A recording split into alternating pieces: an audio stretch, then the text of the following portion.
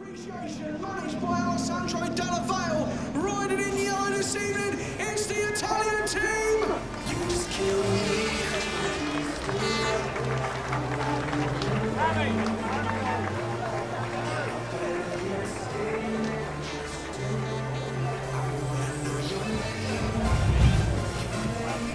Here we go then, the Italian team lining up. It's the captain riding number 1 is Mattia Carpenesi. Number 2 is Nicholas Vicentin. Number 3, Michele Paco Castagna. And number 4 is Nicholas Cavati. How happy are the Italian team to be in the first round of the World Cup? We are very, very happy.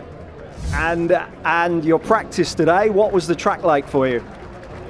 The training, the track is good, but I think it's different in the meeting.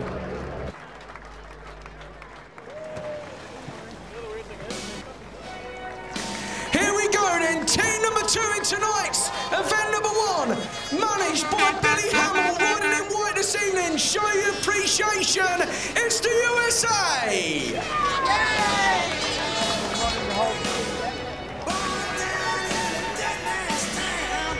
Here we go then, show your appreciation, riding in at number 1, the captain for USA is Greg Hancock. Number 2 is Gino Manzarez. Number 3 it's Max Rummel. And number 4 it's Ricky Wells. You know, going straight to the final is quite a long shot for us in that sense, but we're optimistic. We believe that we can get to the race off, and I think this to getting there now is just this stepping stone approach. I mean, a final position would be fantastic, but let's take it step by step.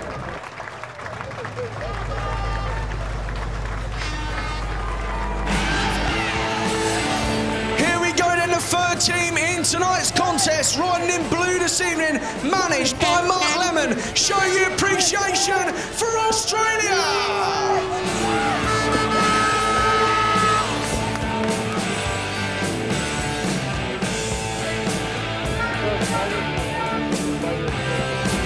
Their number 1 this evening also is their captain. Show your appreciation for Darcy Ward. Number 2 for Australia this evening is Jason Doyle. Number 3 is Troy Batchelor. And number 4 is Cameron Woodward. Well, I was keen to do this one, but you know, I haven't ridden for 5 weeks or so, and we've got a good team. We've got a lot of riders to choose from, so there's no real pressure for me to get back for this one. You know, Cam's stepping in, and he did an awesome job last year, so no real rush really. Gives me a bit more time, and I need to do some practice first, so looking forward to doing that, and then yeah, getting back into it for, you know, either the race off or the final.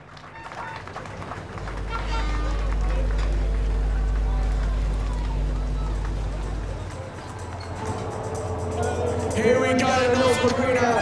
It's the moment we've all been waiting for. Riding in red this evening, managed by Alan Rossiter. Show your appreciation for Team Great Britain!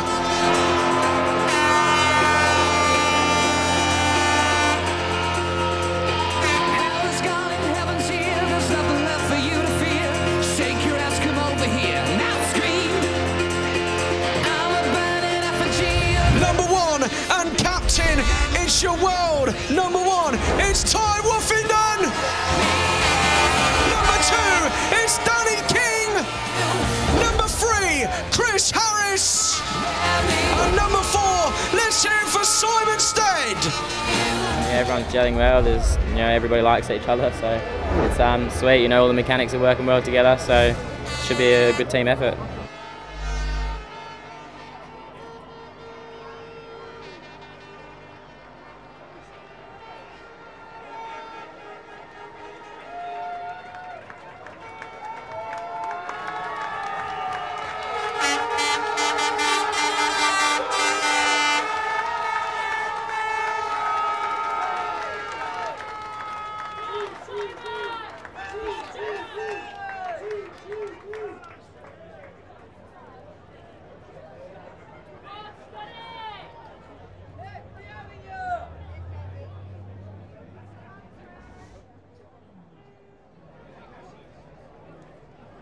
National anthem of Great Britain, please be upstanding.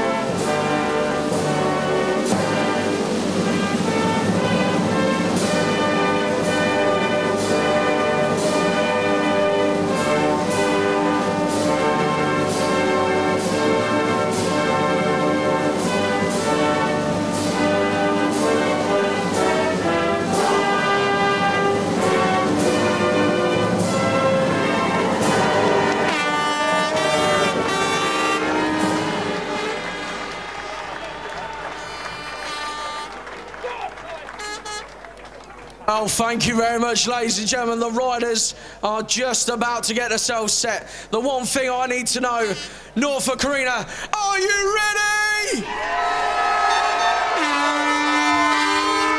Event number 1 of the FIM Monster Energy Speedway World Cup is just around the corner. Get yourselves settled in. We are getting ourselves prepared. Here we go. The big time is upon us.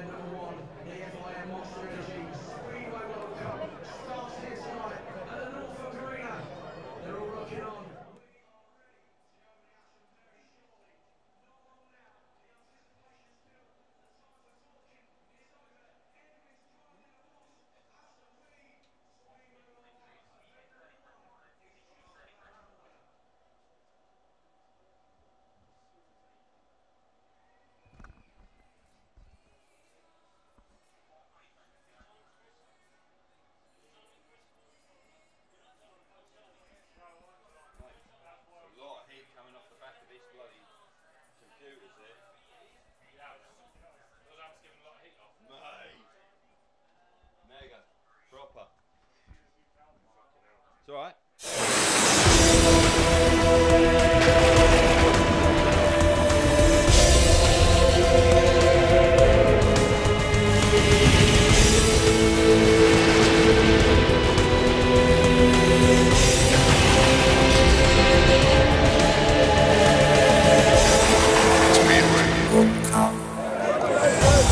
2013 Prague, Czech Republic, and Team Poland win the Monster Energy Speedway World Cup from Denmark.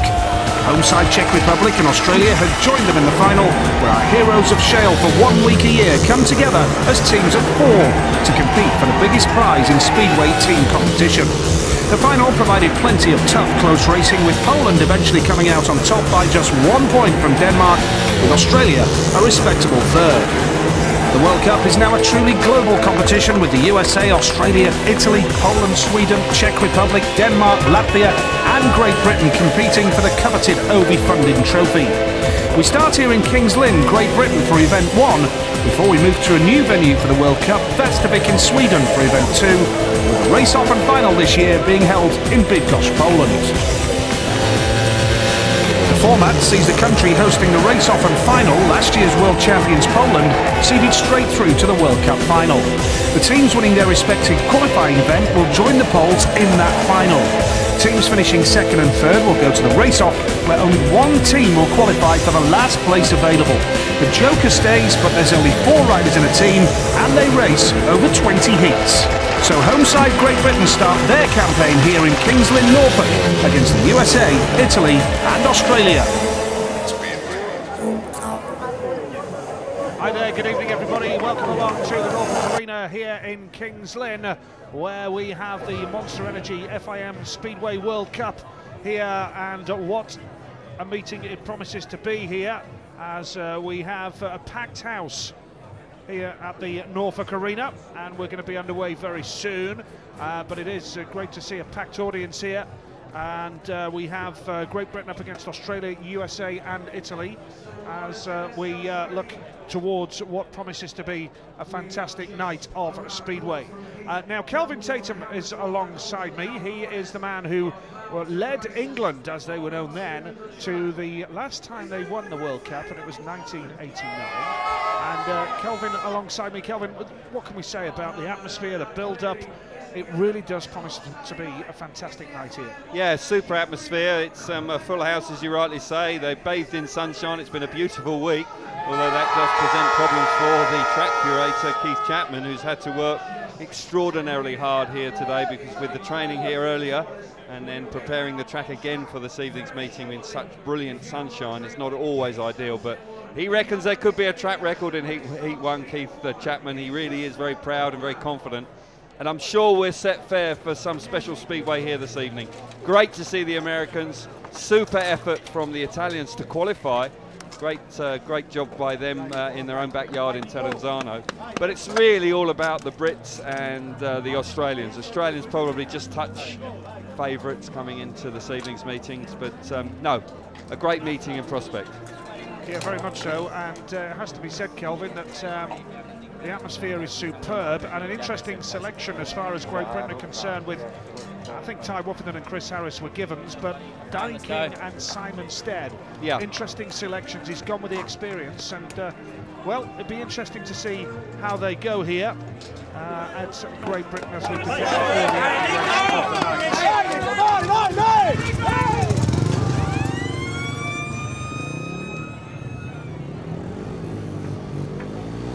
Yeah, Super Heat 1, and of course Simon Stead, as you were referring to, was one of those team selections, Nigel, that was a surprise. Simon now riding for the Sheffield Tigers and doubling up with Leicester as well in the Elite League, and it's been a reborn this season, has been in outstanding form. He likes the big fast tracks. Sheffield is one of those in the Premier League, and he will not be frightened of conditions here, so we keep our fingers crossed that Simon can continue on his fine form he's been showing so far this season. Cameron Woodward coming in to replace the injured Chris Holder. Quite possibly we will see him later this week, but he's not quite ready to come back to the tapes at this stage. But yeah, an interesting meeting. I do believe if Great Britain really hit their top form here this evening, they will put plenty of pressure on the Australians. So, first team coming up here, and looking forward to the action here. First race of event 1 of the 2014 Speedway World Cup.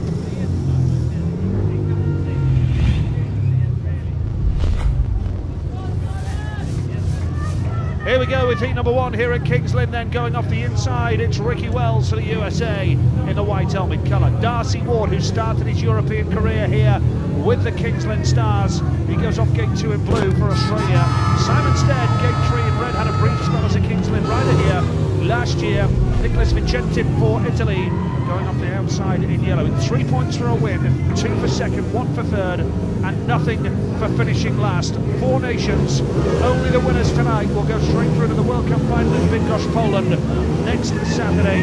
And the Kings Lynn chief, Buster Chapman, has already spoken to us earlier and suggested it could be a track record in Heat 1. And Simon Stead has made the gate of his life in the first race here. He lumps up in the first turn, but he's got the lead over Darcy Ward, and he's kicking on here. Third is Ricky Wells, and trailing to the back is the Italian Vicentin. But Simon Stead away from the start, Kelvin Tatum. What a start he made! Fabulous start from Simon Stead. I've got to say, he came into the meeting in fine form, has been riding brilliantly this season, and how he made that start. You've got to remind yourself that Darcy Ward, one of the best riders in the world, is right behind him. Brilliant stuff from the Brit out in front. Ricky Wells riding nicely in third place, and Nicholas Vicentin is just struggling for pace. But what a start for Team Great Britain. A surprise picking. Oh! Nearly runs in the back of Simon Stead. A lap to go. Yeah, into the last lap we go, and Simon Stead, who is having a wonderful, wonderful season, just a year after suffering a badly broken leg. He was out of the sport. He's back in the sport. He's back in the big time. It's Super Simon Stead for Great Britain, and you can tell what it means to him. Wow. He is absolutely overjoyed. He has just beaten one of the top 3 riders in the world in Darcy Ward, and the whole of the Norfolk Arena erupts with delight. Well, what a way to start the meeting. That's delighted the home crowd. Plenty of flag waving. People on their feet with that. It's only Heat 1, and look how much that meant to him. He was not renowned for his starting Super Simon Stead, but by golly, he made an absolute perfect start. Great getaway. Showed a lot of speed. Ward was there, got very close through the race, but an excellent start for the British rider.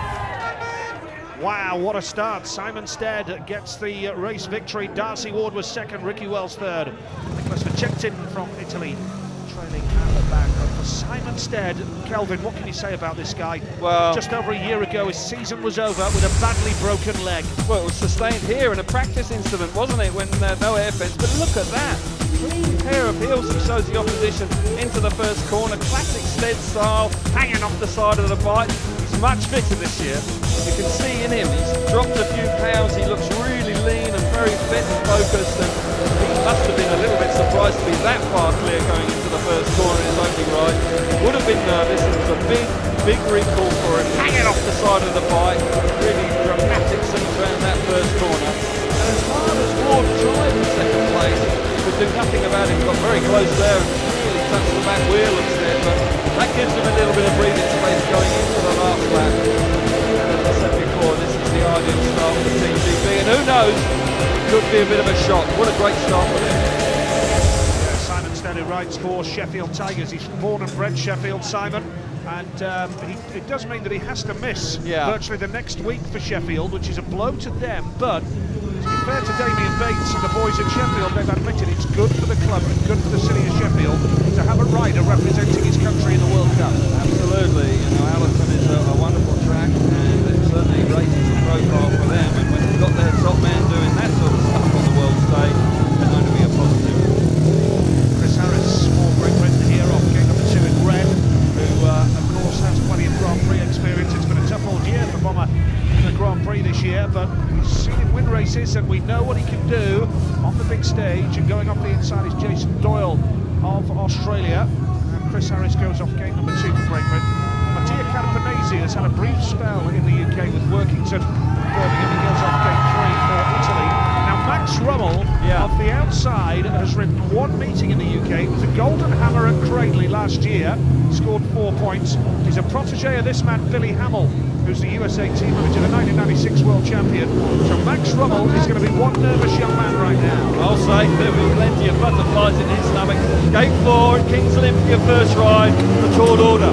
Here we go with heat number 2, and Jason Doyle has made a beauty on the inside, and Harris goes up the inside red, tries the inside line. It was a clever little switch from Chris Harris.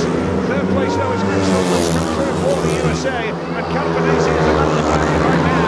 Jason Doyle has the lead, but Chris Harris, Kelvin, is really on his tail and having a real go here now. Yeah, he is. He just missed out because Doyle made a really super start from the inside. Doyle renowned for his starting. Harris renowned for his hard charging. He's right there in second place. They're pulling away from Max Rummel, who is not disgracing himself. He's riding a solid race in third place. But out in front, Doyle now beginning to stamp his authority on this. Harris, I don't suggest will get there. Good stuff from Doyle out in front. Classic performer, Jason Doyle, no doubt. We saw him in the World Cup last year. Chester-Hover. Oh yeah. Into the Australian side. Quite well. There is no doubt he is a quality performer. Jason Doyle with Australia in blue gets the victory in heat number 2 from Chris Harris. Max Rummel of the USA gets a point in the first ride of his World Cup career. He'll be delighted with that. Yes. Yes, he will. Jason Doyle, that was a bit of class. It was, yeah. He had the inside gate and he dropped the clutch absolutely spot on, and the bike drove hard to the first corner. I've got to say that Chris Harris made that switch in the first corner and nearly got up the inside, but the Australian was able to resist that move, had a lot of speed out in front, and won the race relatively comfortably in the end. So it's Jason Doyle, the winner, with Chris Harris second. Max Rummel was third. It means that Great Britain right now are level with Australia on 5 points each. USA have 2, and Italy yet to get off the mark. Dakota North down in the pits. Chris Holder as well in there, of course, just keeping an eye on proceedings. It will be that we see Chris Holder a little bit later this week. I do hope so, because the former world champion will be desperate to get back on his bike. Tapes are up, and it's all about Doyle. Just watch this move. I thought for a moment Harris might be able to get up the inside, but there wasn't quite enough racing room there on the first corner. You've got to be careful here, because if you take too much on the inside, I've seen riders lose their front tyre and lose the front end of the bike and actually fall off going into the first corner. So you've got to be aware of that concrete on the inside here. Harris running there now, Harris. Can catch you out. Doyle out in front rides an impeccable race here and doesn't put a foot wrong. Wins the race nicely. A good solid second place for Harris. And Max Rummel, he'll be delighted with that. He would be very nervous before that first race. Pretty much what was expected in that one.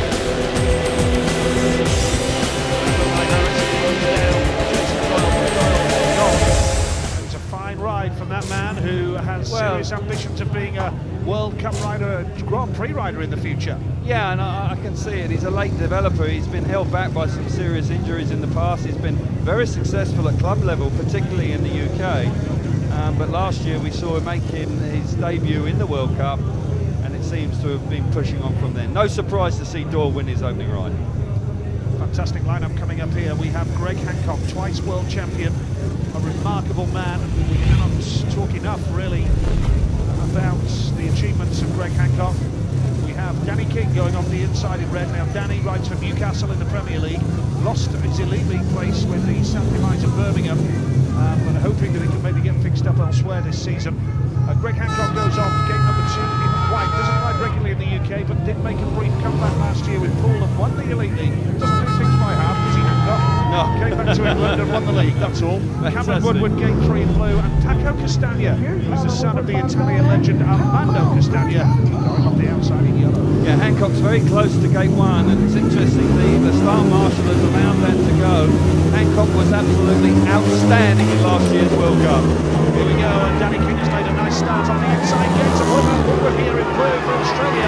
Hancock's got to turn right now, and they're all going to bunch up down the backstreet. King's going to charge hard on the inside. Well, this is a super ride from Cameron Woodward. It was a late call-up today for Australia when Chris Holder... he's packed up! He's packed up. That's disappointment for the Australians. They're just leading the race reasonably well, but Danny King is the one That's gained by that, and he's out in front. He was putting pressure on Woodward, but Woodward's bike just backs up as they started the second lap.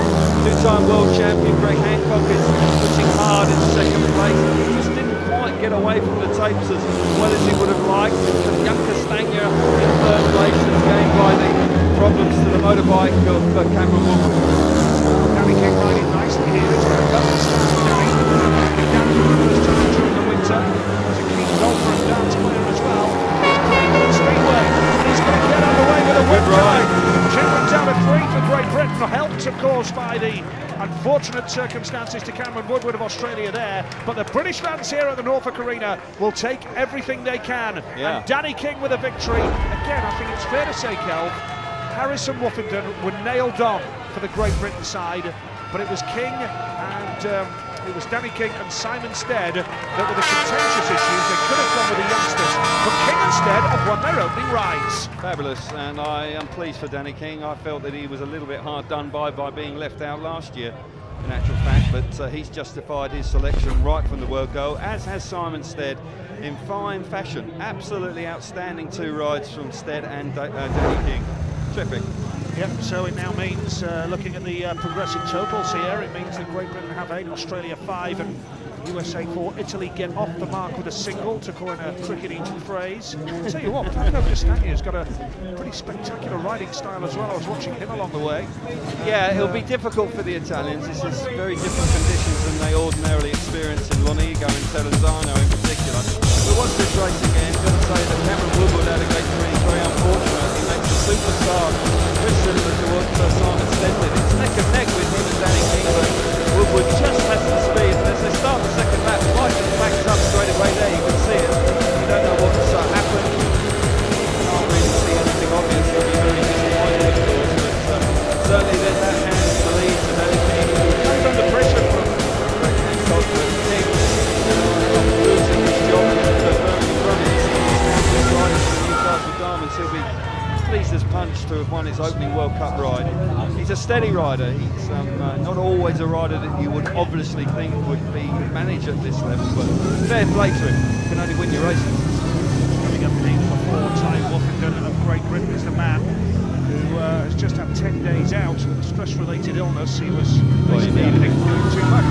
Well, yeah, he's been so busy, and the build-up to Cardiff was huge for him, and he rode brilliantly that night. He took on all the work, the media were on his case the whole time. So it wasn't just that though, Calvin, it's his schedule generally. Yes, exactly. It was almost the straw that broke the camel's back, wasn't it? Absolutely. You know, he's been such a busy man this year, so fully deserved the break.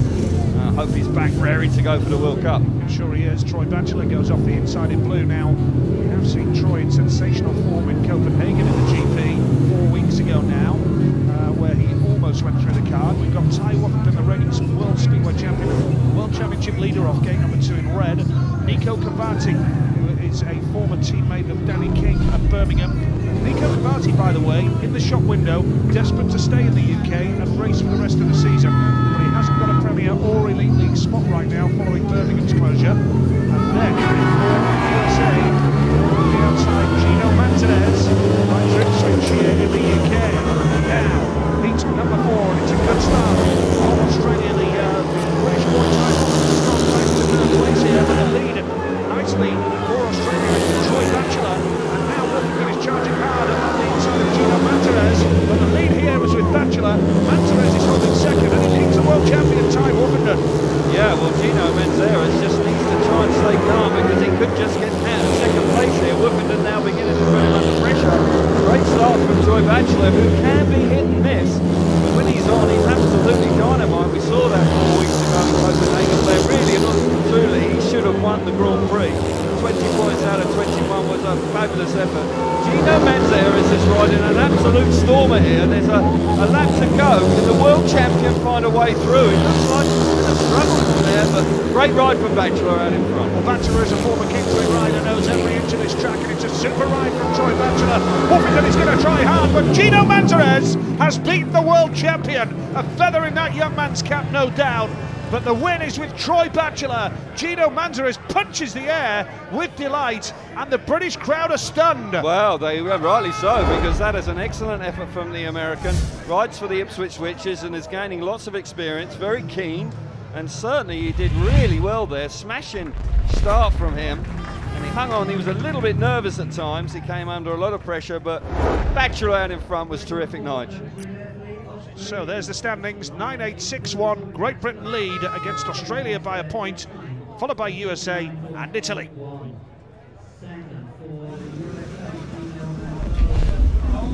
Well, it's a slightly unexpected start. I've got to say that it's a little bit up and down. I wasn't expecting the world champion to finish third in his opening ride, but that was the way it worked out. Maybe he's a little bit rusty. Just needed that race to get himself back into the swing of things. 10 days out at this time of year is slightly unusual. Batchelor makes a very good start, but coming from the outside, the white helmet colour here, Gino Manzarek has driven an absolute storm, and probably the best ride of his life so far. World Cup from the outside, beating the world champion. Had one or two little hiccups throughout the 4 laps, but manages to keep his composure. He hangs on to second place. He's looking absolutely delighted with that. Batchelor is clear. He's having a lovely run out of the first.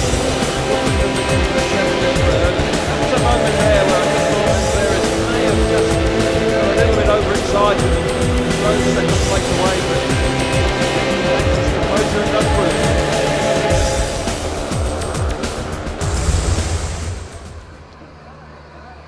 Well, great stuff here. Troy Batchelor, superb, but what a start for Super Simon Stead, back in business, back in the big time, and he's with Jason Harrell now. Well, Simon Stead, that's the way to really confirm your call up to the GB squad. What a great start. Yeah, really good start. It's obviously important to hit the front in your first one, stay clean, and obviously, you know, make it look good for the boys. How did you feel when you got the call to say you're in the World Cup squad? Absolutely honoured. You know, I didn't think that call would come again, but we put in a lot of hard work, and it's nice that it's been recognised. Seems you gave the boys a good bit of momentum because Danny got out the trap there as well. Yeah, that's right. I think if we can we keep picking up the points and we get a bit of good luck, then there's no reason why we can't win this. Good luck. Cheers, Simon. Thank you. Yeah, great start from Simon Stead, and good to see as well. He is a popular character and not quite delivered the potential. When I saw him at Sheffield regularly in the late 90s, early 2000s, I thought this kid's got to be a world champion in the future. No question, injury certainly halted his progress at times. Just 2 questions. Danny King here, we see him having a chat with the Polish contingent. He started in fine style as well. Z nami, proszę Państwa, człowiek, który przywiózł za swoimi plecami m.in. Grega Hancocka, no i miał trochę szczęścia, przywożąc 3 punkta, więc Daniel King. Danny, a little bit of luck with the 3 points, but the most important thing was like a great defense against Greg Hancock. Yeah, definitely. I felt I had a lot of speed early on in the race, and I think I could have maybe made a pass on Cam, but obviously his bike broke down, and then I just had to concentrate on keeping Greg behind. Oczywiście miałem tyle prędkości, że myślałem, że wyprzedzę Camerona Woodwarda tak czy inaczej, niezależnie od tego defektu, ale najważniejsze było dla mnie trzymać przede wszystkim Grega Hancocka za moimi plecami i to się udało. No i na razie 1 punkt przewagi, a więc czyżby to był dobry punkt wyjścia dla marzeń, realizacji marzeń temu Wielkiej Brytanii. And it's like 1 point advantage so far for you as a team. You're leading now, and I think it's a good point, good position to start off and to realize the dream, yeah? Of course, it's always good to be winning after the first set of heats, but very long way to go. We just, we want to concentrate on each set as we come and see where we are at the end. Oczywiście jeszcze przed nami długa droga, tak, ale oczywiście zawsze dobrze jest być liderem już na początku zawodów. Zobaczymy, jak będzie na końcu, ale wszyscy chcemy od razu awansować do finału. Pozostaje tylko, no cóż, obserwować z dużymi emocjami na to, co zrobi Team Wielkiej Brytanii. Good luck, Dan. Thank you very much. Thank you. Cheers. Dziękujemy bardzo. Dziękuję, yes. Well done, Danny King. Good start for him, and a packed house here. It really is good to see. Previously here, the World Cup has been held on a Monday night in Kings Lynn, but I'll tell you what, a Saturday and the place is absolutely buzzing here. I'm just delighted to see, we've had Cardiff just very recently where there was a brilliant turnout, and here for the World Cup at Kings Lynn, another very good turnout indeed, very good to see. Just shows you that people will come and watch high quality speedway, and that's very refreshing to see. Because that's not always the case at the league level, but here tonight for World Championship World Cup, a great turnout. Well, Darcy Ward, let's hear from him now, the Australian. He is with Jason. Well, Darcy Ward, this is where you started your British career, Kings Lynn. There weren't many people that headed you around here, but you had to look at Danny King's back, Will. Simon Stead. Simon Stead, even. Yeah, it's he made a flyable start. As you can see, early on days, no passing. So whoever made a start. So what have you got to do now to galvanise these boys? Because Cameron Woodward, his engine died. What was the diagnosis on that? Yeah, we're not stressing. It's early days. I think we'd rather something happen now than in a crucial point. So yeah, we're going good. You know, Dooley looked well, Bats looked good. You know, I was all right. Woody looked good again. So I was possibly the one that, if Woody didn't break down, was the only one that wasn't going to win a heat. So. What are the track conditions like? Yeah, it's always good here. It's not grippy, but it's got a bit on it, and it's crucial to stay out of the roost. You know, it's quite heavy and it hurts, like, isn't it? So yeah, stay out of the roost. Cheers. Good luck, Darcy. Interesting point there, just to explain further about the roost he was discussing. It's very heavy material here, and if you actually run into it when you get it, if you actually, you've got to just stay inside the opponent in front of you, because if you actually run right behind him, the dirt actually hits the bike and it hits you and actually physically slows you down. So quite an art in itself to actually stay out of the roost, and particularly here at Kings Lynn, where there is quite a lot of heavy material on. Said it wasn't too grippy, although I must say, looking down at the start line, it looks like there's plenty of grip there. Certainly does. Riders prepare then for heat number 5. Every rider has now had one ride, and there's a track grading break after every 4 heats here at Kings Lynn. It is good to be back here. Of course, a lot of people have battled through the roadworks on the way in, just at the top of the A47 here. But to be fair, the place was packed by start time, so I think people had got the warning that they needed to allow a little bit of extra time to get here. Credit to people, they've been able to get here a touch earlier, and I think that's been the benefit of doing it on Saturday rather than Monday. It's not a working day, of course, not for everybody anyway, so it's we're working. Yeah, we are, but those people out there watching aren't, so they're enjoying themselves, which is terrific.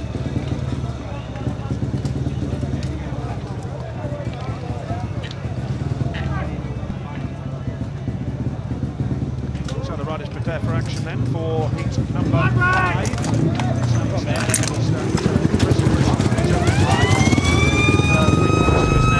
He's up against Jason Doyle, Greg Hancock, Nicholas Party as well. So he's going to need a great start from Simon Stead here to make the drop. Yes, he's coming from the outside. We saw Gino Manzarek make a good start from there. Doyle could be a danger, or will be a danger. He's renowned for being a sharp starter. He comes out of gate 3 right sharp side start line. Danger man will be the 2-time world champion. Greg Hancock is on the inside there. Nico Cavati, who failed to score a point in his first race. He has experience here. He will have been here, of course, with the Birmingham Brummies. Billy Hamill and the crew looking on. Plenty of people with the Americans, I've got to say. When he went into paddock earlier on, I think they took up half of that. They seem to have an enormous amount of people with them. But great to see their support.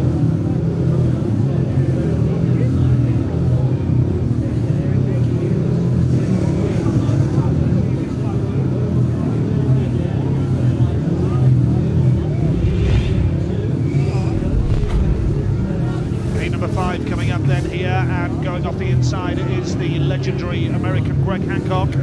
Gate number 2 is Nico Cavati for Italy. He's good experience in the GP as a wild card.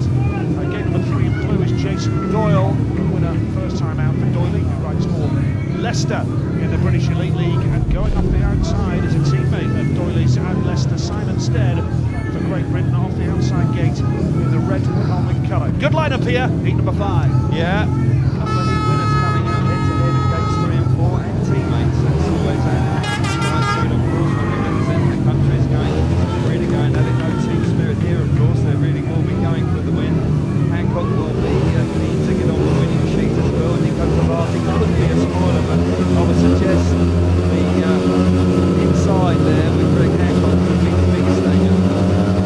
Here we go, heat number 5 of the Monster Energy FIM Speedway World Cup, event number 1 and 2. Denmark. He's got the lead here, and Simon Stead could win his opening 2 heats here. Greg Hancock is second. Jason Doyle of Australia is in third place, and Gavati is at the back. Simon Stead is well and truly up for this, but Greg Hancock is hunting him down here on the inside. Oh God, that was a fabulous start once again from Stead from the outside, but he had to slam the door shut there because Hancock's really having a go here. Really fast in second place, switches to the outside, tries to square the corner off, keeps the bike running wide, and Stead responds. Just got a little bit of breathing space. Hancock now running wide. Doyle missed the start that time with Gavati out the back. We're into the last lap, and Simon Stead looks like it's going to go back-to-back wins. What a fabulous start for the British men. Going into turn 3 and 4 for the final time.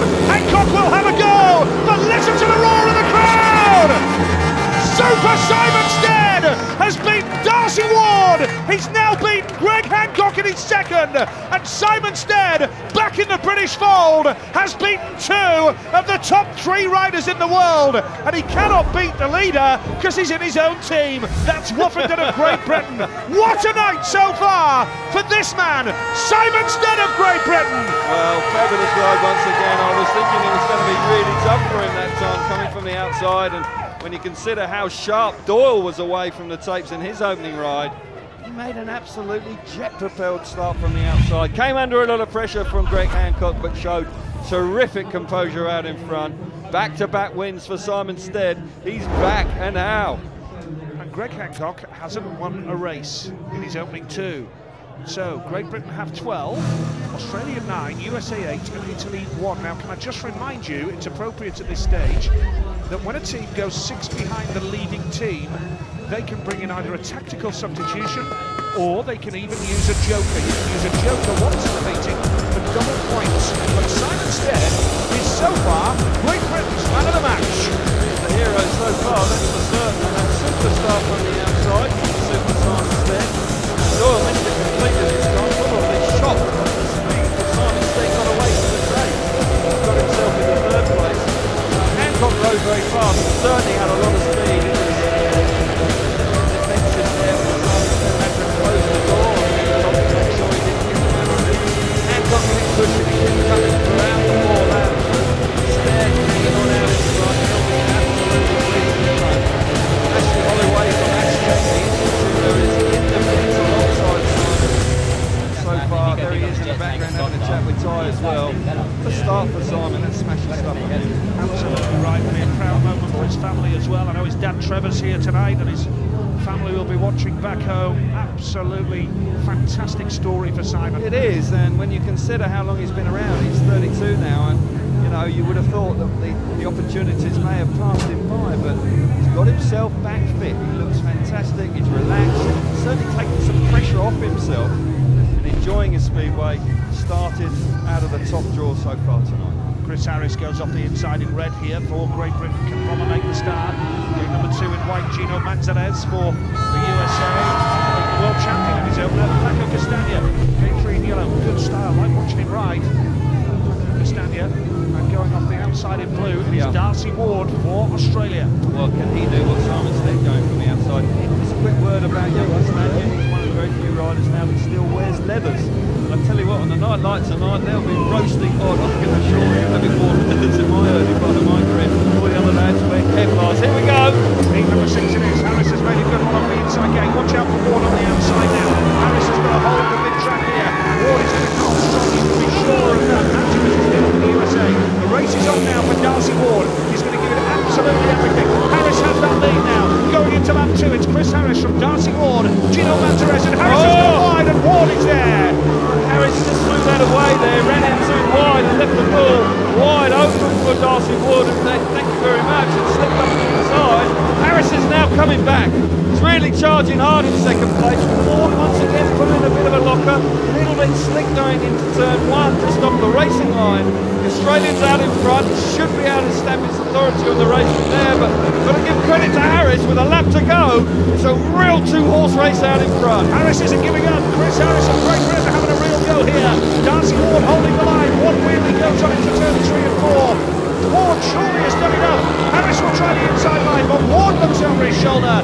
Darcy Ward's the winner. Harris is annoyed with himself. You can see in his reaction going over that line. He's annoyed, but he didn't give it up. He gave it absolutely everything, but Ward got the better of him, and third place was the USA rider Gino Manzarez. Gino Manzarez picking up points, and fair play to him. But yeah, you can understand the frustration from Harris. Just had the race in his pocket, ran into the first corner, second time of asking too wide, left the door open for Ward. But I've got to say, Harris was fast in second place. Certainly was. So Italy have still only got the 1 point on the board, but Great Britain lead Australia by 2, 14-12. USA have 9, so they're now 5 points behind Great Britain.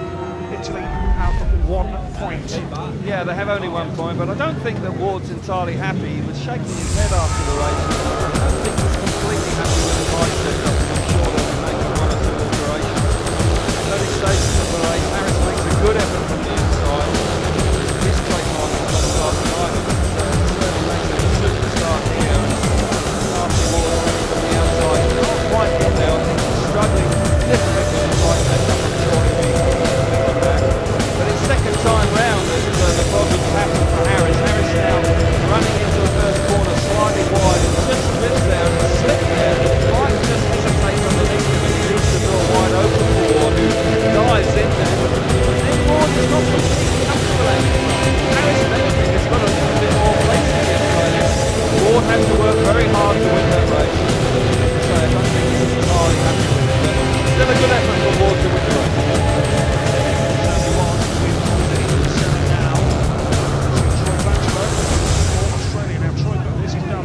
We're seeing here, not so happy as you say. Well, no big smiles there, is there? So he's clearly frustrated. He wants the bike to be better than that. When you see Ward in slow motion, those pictures there, he's such a good-looking rider. He's got so relaxed on the bike, and when the bike's right, he's a very hard man to beat.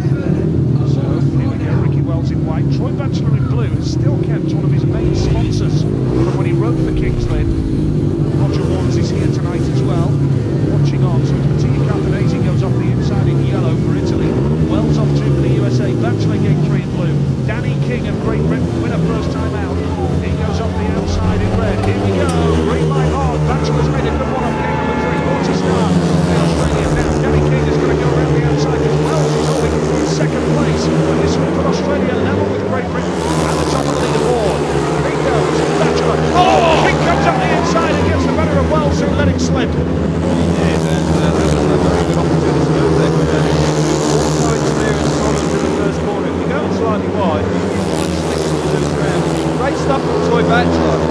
Great out the start, looking good.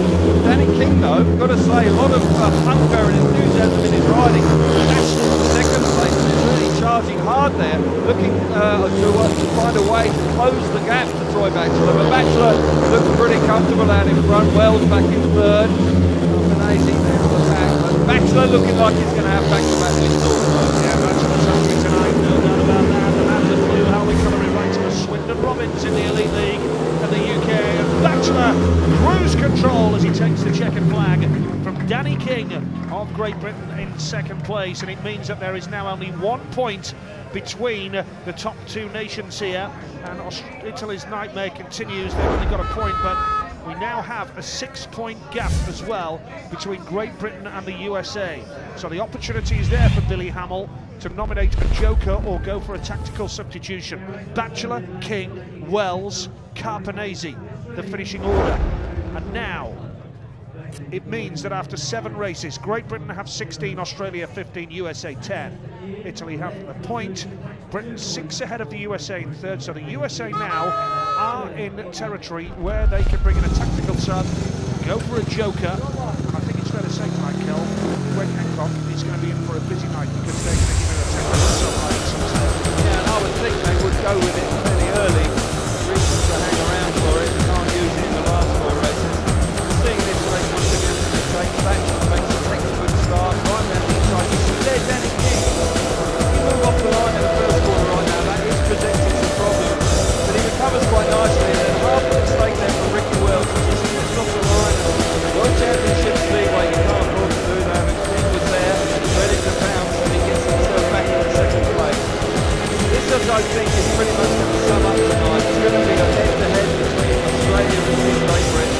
Troy Batchelor showboating a little bit as he wins this second race of the night. He'll be pleased pleased with that after a very disappointing night in Cardiff a couple of weeks ago. Batchelor, of course, knows this track very well. He's an experienced Kings Lynn rider in the past, and big smiles from him. It's a very hot and humid evening here tonight, there is no doubt about that, as we build up to the next heat number 8. And it is quite staggering to see the young man Max Rummel here for the USA in the white heat number 8. Such a young man, and you think that one of the other team members, Greg Hancock, is 44, and Rummel is still a teenager. It is quite astonishing when Greg first started Speedway in 1989. Rummel, not even anywhere near being born. Quite staggering, really. His mother's eye, wasn't he? So, no. That was a phrase I was looking for. It was, yeah, I'll help you out. Maybe later. No, it's super to see some young people coming across from America now. Billy Hamill and Hagen Schock certainly working very hard to increase the interest in Speedway. Good looking line up here. I hope Cameron Woodward has sorted his problems out. Yeah, it's Max Rummel off the inside, Nicholas Vicentin for Italy on 2, Ty Woffington, the World Speedway Champion on 3, Red for Britain, Cameron Woodward off the outside in blue. Just talking about the American boys, you know, they have that academy in the USA. I know Aaron Fox is riding well for Edinburgh in the Premier League this year. They've got some other youngsters coming through. Curtis Hamill, who is Billy's son, is having a skid. Doug Nichol's son, is riding regularly in the USA as well. So I'd expect to see some more young Americans coming to Europe in the not-too-distant future. Now Tommy Wolfman has made a good start on the 3-4. Oh, that's drama here. Just stays on the back. How on earth did Wolf stay on his bike there? Somehow he got around the outside. So tight going through there with Nicholas Vicentin all over the place. Woodward's got his arm in the air, he's not happy, he thinks that should be pulled back because he was hampered by the Italian. Sometimes though, that just happens in Speedway. Yeah, unfortunately, that's one of those things. No, he didn't come down. Maybe if he did come down, it would have been an exclusion to the Italian. But world champion this time, responded in fine style. He looks good. And Max Rummel, what about this? He's looking good here. Second place, but wouldn't do anything about it. I know he's had a little bit of a handicap, but there's a lap to go. And the young American is riding nicely in second place. Can he hang on to it? Max Rummel's got a lovely style. We see Woffington leading comfortably here.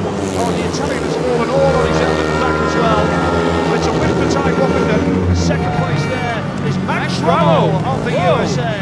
And third place, Cameron Woodward, who is going to be furious about that. And quite clearly, from an Australian point of view, you have a rider in Nicholas Vicentin, who quite clearly isn't up to World Cup standard for Italy. Well, he hampered Cameron Woodward there, and later in the race, he bid the bike again. But Woffington is first one of the night. Yeah, more like it from Ty. I just think he might have been a bit rusty in his first one, just caught out. When you have 10 days off in the middle of the season, it's going to take you a race or two to really get back in the swing of the things. You've got to say he delights the home crowd with an exemplary ride out in front. And what a ride for young Max Rummel. He'll be chuffed to bits with that. 2 points, second place, rode a stormer. So it means that Great Britain 19, Australia 16, USA 12 and Italy 1 is the latest score.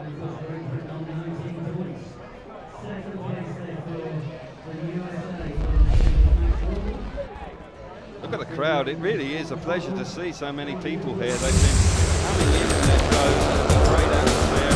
You've got the world champion before, why not? Here he comes out of gate 3, much better start this time. Just has been 1 or 2 little tweaks to the bike, cut that inside line and really shows, oh my goodness, how on earth would stay on there. Clearly, Nicholas Vicentin there, out of control, and you can understand the frustration from Cameron Woodward because it kills his momentum. Darling, hand up the hand right, he's got away with that, he wouldn't have his heart in now. He said he had some sort of medical job in his first ride, and he's very easy to get on the bike, there's no fault of his own in his second ride. Looking to out in front, it's not like it, later on in the race, Woodward wins.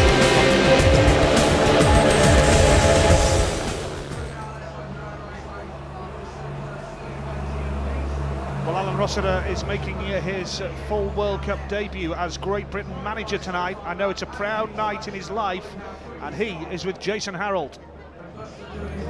Well, GB boss Alan Rossiter, you made the right call picking this squad.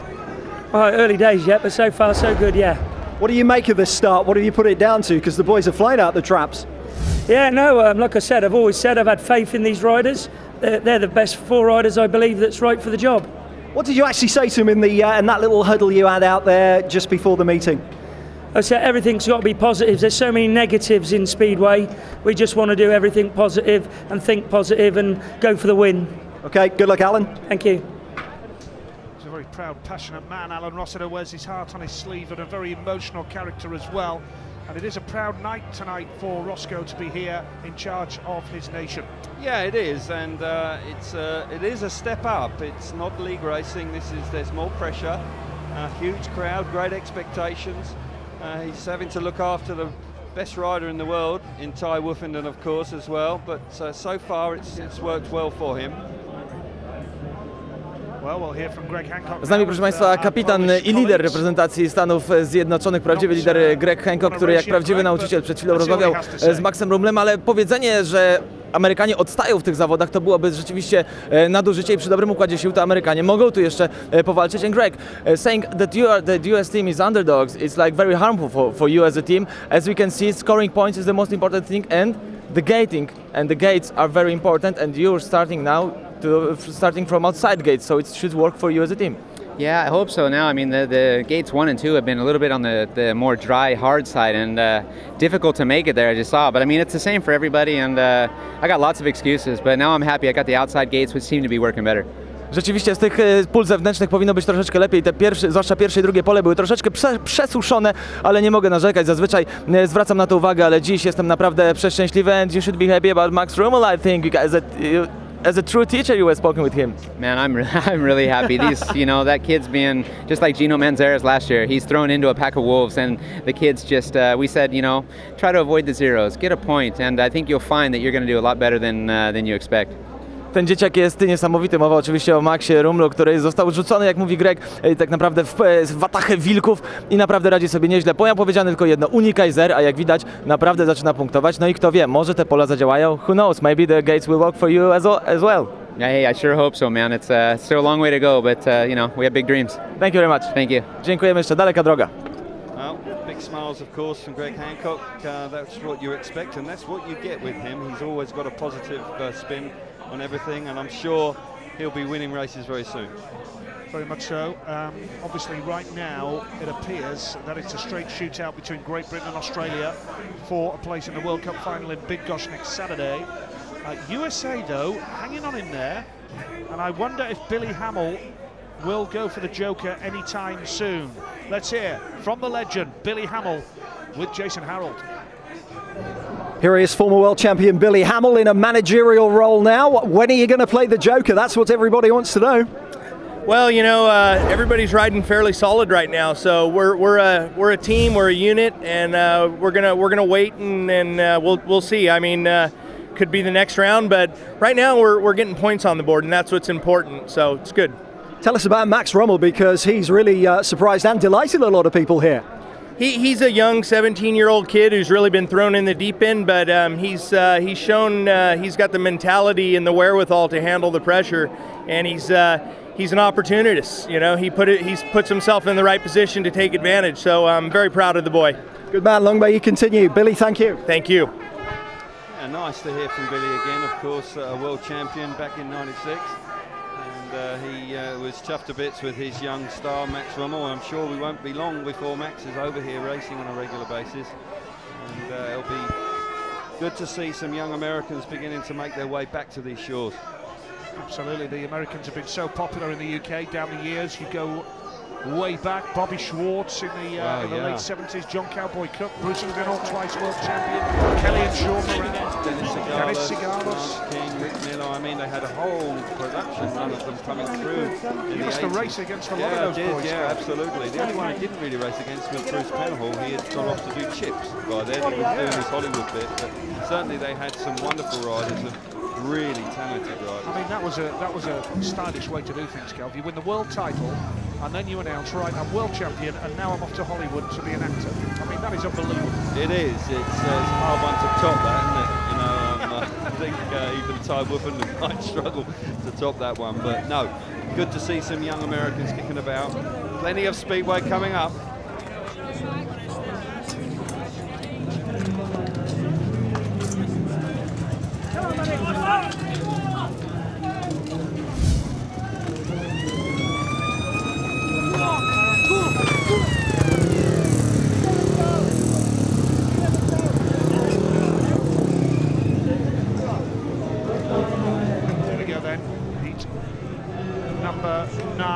Every rider has now had 2 races.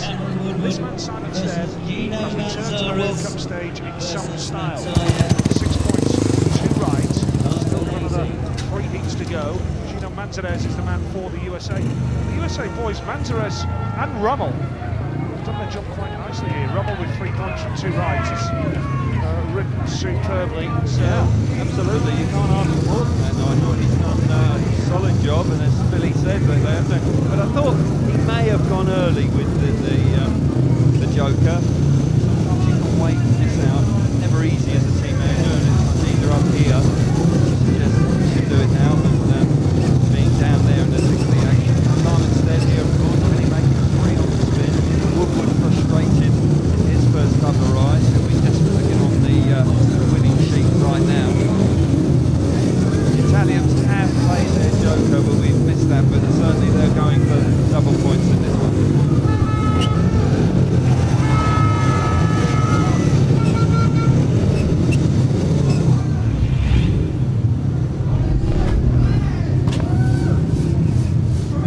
So here we go with heat number 9. There were 1 or 2 suggestions that we could be seeing a Joker here, but the referee away to our right hasn't been informed. Max Rummel goes off the inside in white, and Nico Cavati off gate number 2. Rider number 4, Cavati comes in from Carpanese. Just try and clarify whether that's a Joker or a tactical sub. Ty Woffington goes off gate 3 in red, and on the outside in yellow, we are now being told, the box of outsiders, that it is a Joker and a tactical substitution. So the Italian Cavati is off gate number 4. He made it! 6 points, and he's made it. That is sensational. Now Simon Stead is at the back of the break. In second place is Manzarez. Here comes Woodward from Australia. You can be sure that Simon Stead will do everything at the back. But what a moment of inspiration this is for Team Italy. Cavati, tactical sub, Joker, looking for 6 points here. Fabulous ride from Nico Cavati out in front. Didn't see this coming at all. There was a lot of uncertainty whether there was a Joker being played at all. Simon Stead now getting up the inside of Cameron Woodward. Oh, that's tight going into the first corner, second time. Woodward's off the motorbike. He's having a really tough evening. Red lights are on. Yes, they are. Nico Cavati is going to be disappointed with that, as is the Italian team manager, because it was a master stroke there from the Italians. Worked out a treat, but they're going to have to rerun it. FIM World Championship Speedway have to rerun the heats generally. Woodward very frustrated. Wojciech Grodzki is our referee, and Armando Dal Valle is the team manager for Italy who made that move. We apologise for the confusion in the build-up to that race. We are next to the officials box here, and the referee was unaware that it was a Joker there in the build-up to meet them. Now we're here, we see the incident. Stead got up the inside, it was just a momentarily. Here we see Woodward there in the blue helmet colour, just pulls a small locker there, kills his momentum. Stead then gets up the inside of him, just runs into the middle of the track, and unfortunately for Woodward, I think he's going to go here. Because Stead's got the better of him, he tries to chase the dirt and run in a bit deep.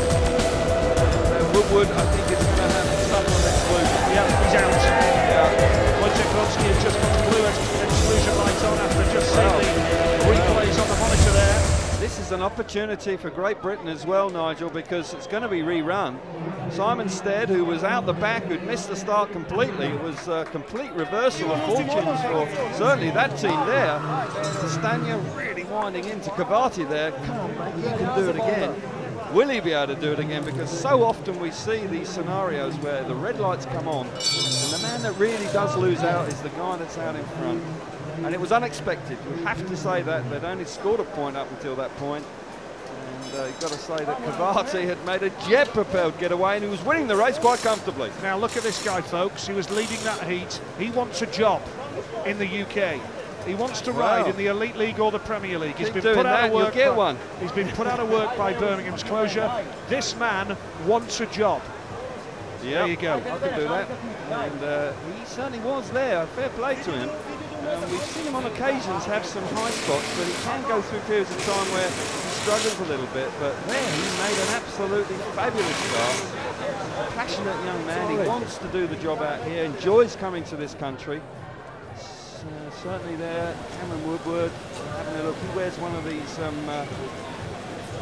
jackets that actually almost like an airbag underneath his suit, which has got a canister, and it looks like it may have gone off there with the impact and off the bike. Furious work going on in the pits. Yeah, Woodward there just having to put a new canister in, but he's had a hard night, hasn't he? He would have expected more. And when you think how his night could have started when he was out in front, bike packed up, difficult for him. Good rider as well, Cameron Woodward. He's a specialist on the long track circuit as well, a bit like yourself, Kelvin, in your career, where not only were you a World Cup winning speedway skipper with Great Britain, but or England as he was then, but of course you were world long track champion, and Cam's pretty good on the long track as well. Yeah, I saw him ride earlier this year, and he had one or two bike problems, but by golly, when the bike didn't pack up, he was really fast, and yes, he has a talent for that, certainly. And he's moving in the right direction, Woodward. He's riding a lot more these days. Work outside of the UK, riding in Denmark or Sweden, I know. He's moved in the right direction. So, disappointed that he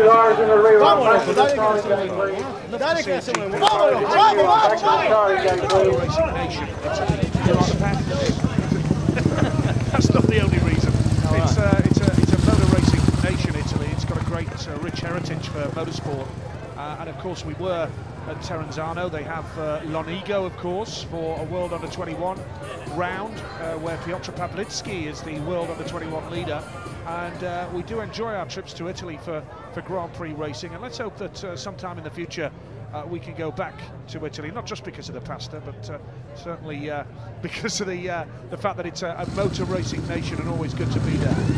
It is that. I'm not entirely sure that's exactly from Nigel. I think we both enjoy the trips to Italy. We're made very welcome. Certainly the mayor of Terenzano puts on a fabulous do. I can remember enjoying one or two occasions there, but you're right.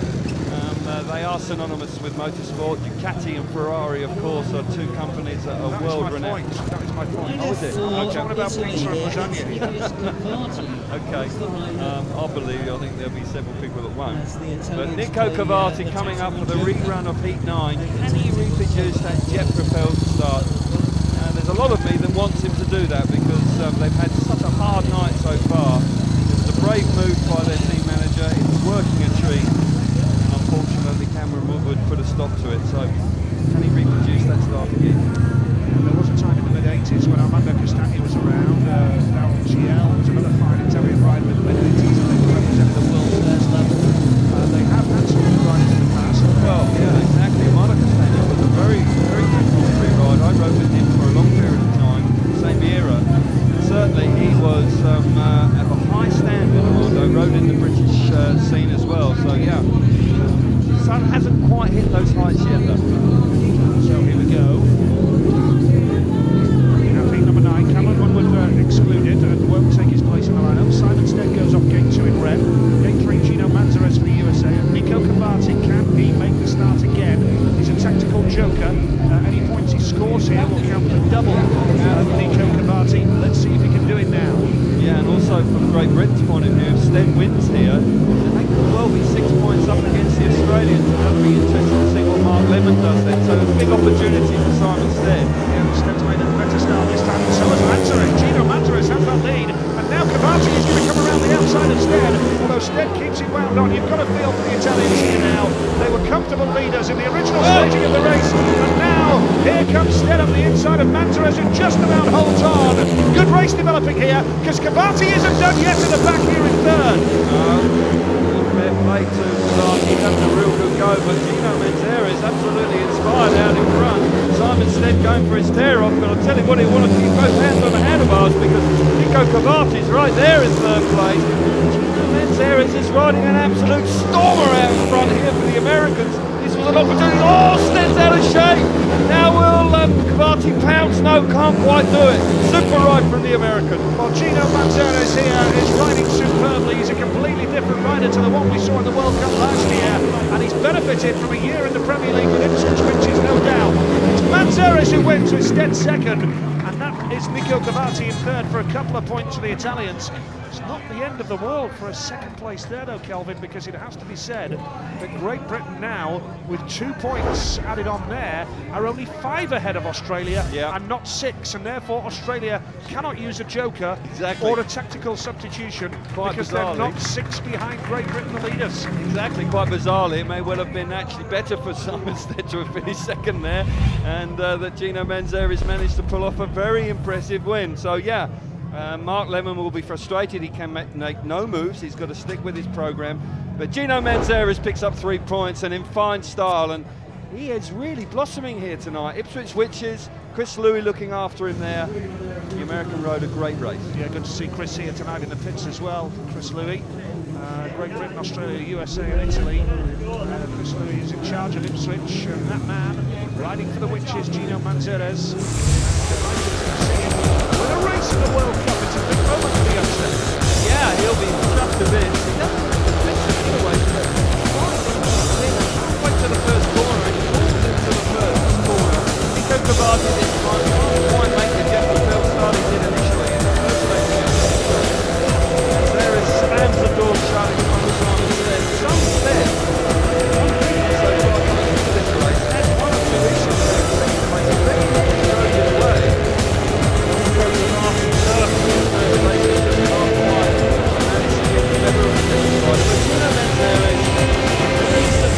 Picked up his first win at this level. Sam Ermolenko there, former world champion, having a chat with him. Manzarres just trying to keep himself calm, I would think. I saw a message on social network earlier today from the legendary Sean Moran as well.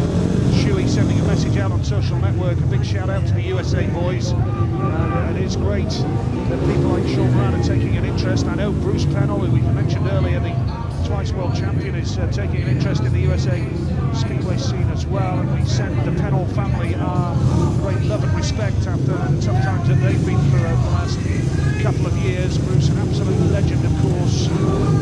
Good to see the, shall we say, old boys, with the greatest of respect, showing a great interest in the USA Speedway scene.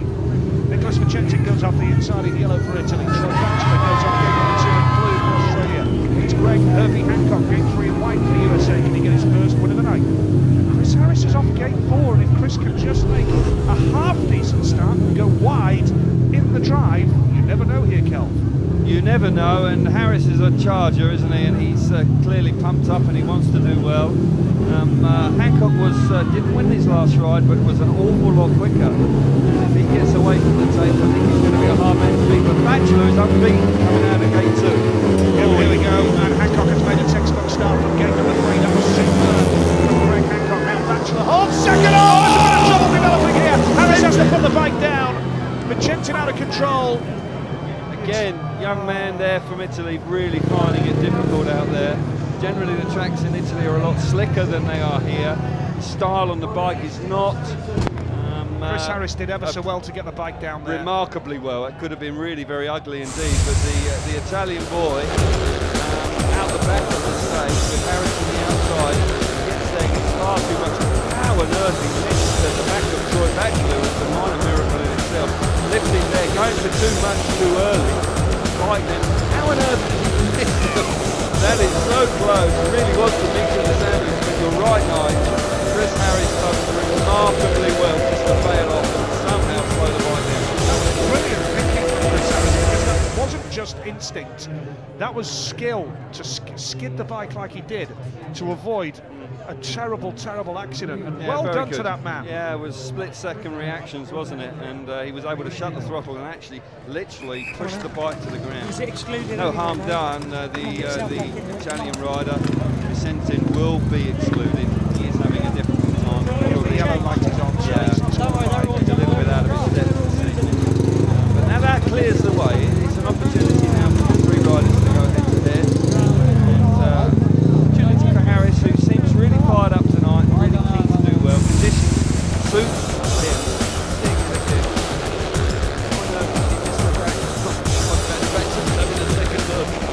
What's that all about? What on earth is going on there? Watch him. Sentence there, he's going, oh, what's going on there? Something's going on behind me. And he's had to take a second to go his shoulder. Harris is, rightly saying, Nigel, has done an incredible job. Watch him now, shut the drop, but somehow slides the bike. Survival instinct kicks in. Boy, today, I think. Oh, not good.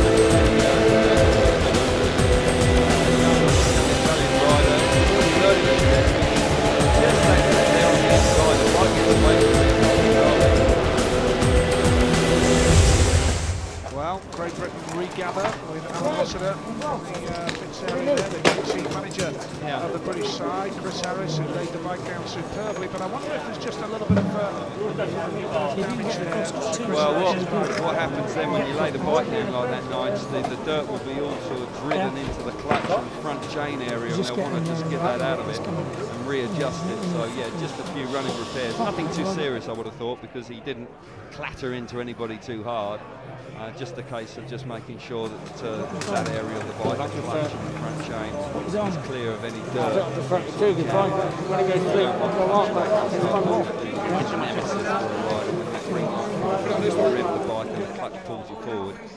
Super to see so many people here though, Nigel. I'm delighted. You know, after Cardiff you would have thought they'd spent all their money down there, but fair play to them. It's summer holidays time.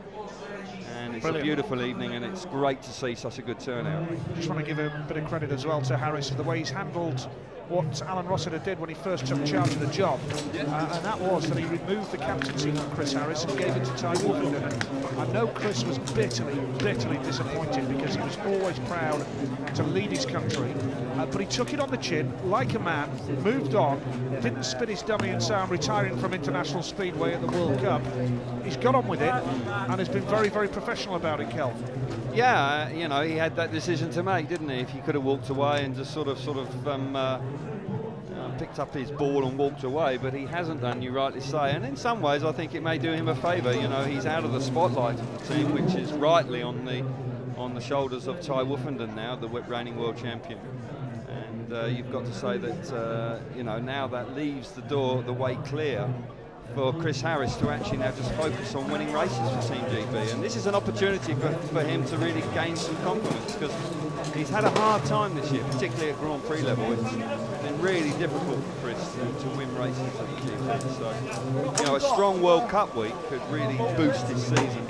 And who knows, he could really get himself back amongst it in the Grand Prix in the second half of the season. Yeah, we're in the World Cup break, of course. The next GP coming up in August. 5 more rounds to go. It's been a tough old year for Chris back in the GP and series, as Kelvin just mentioned a few moments ago.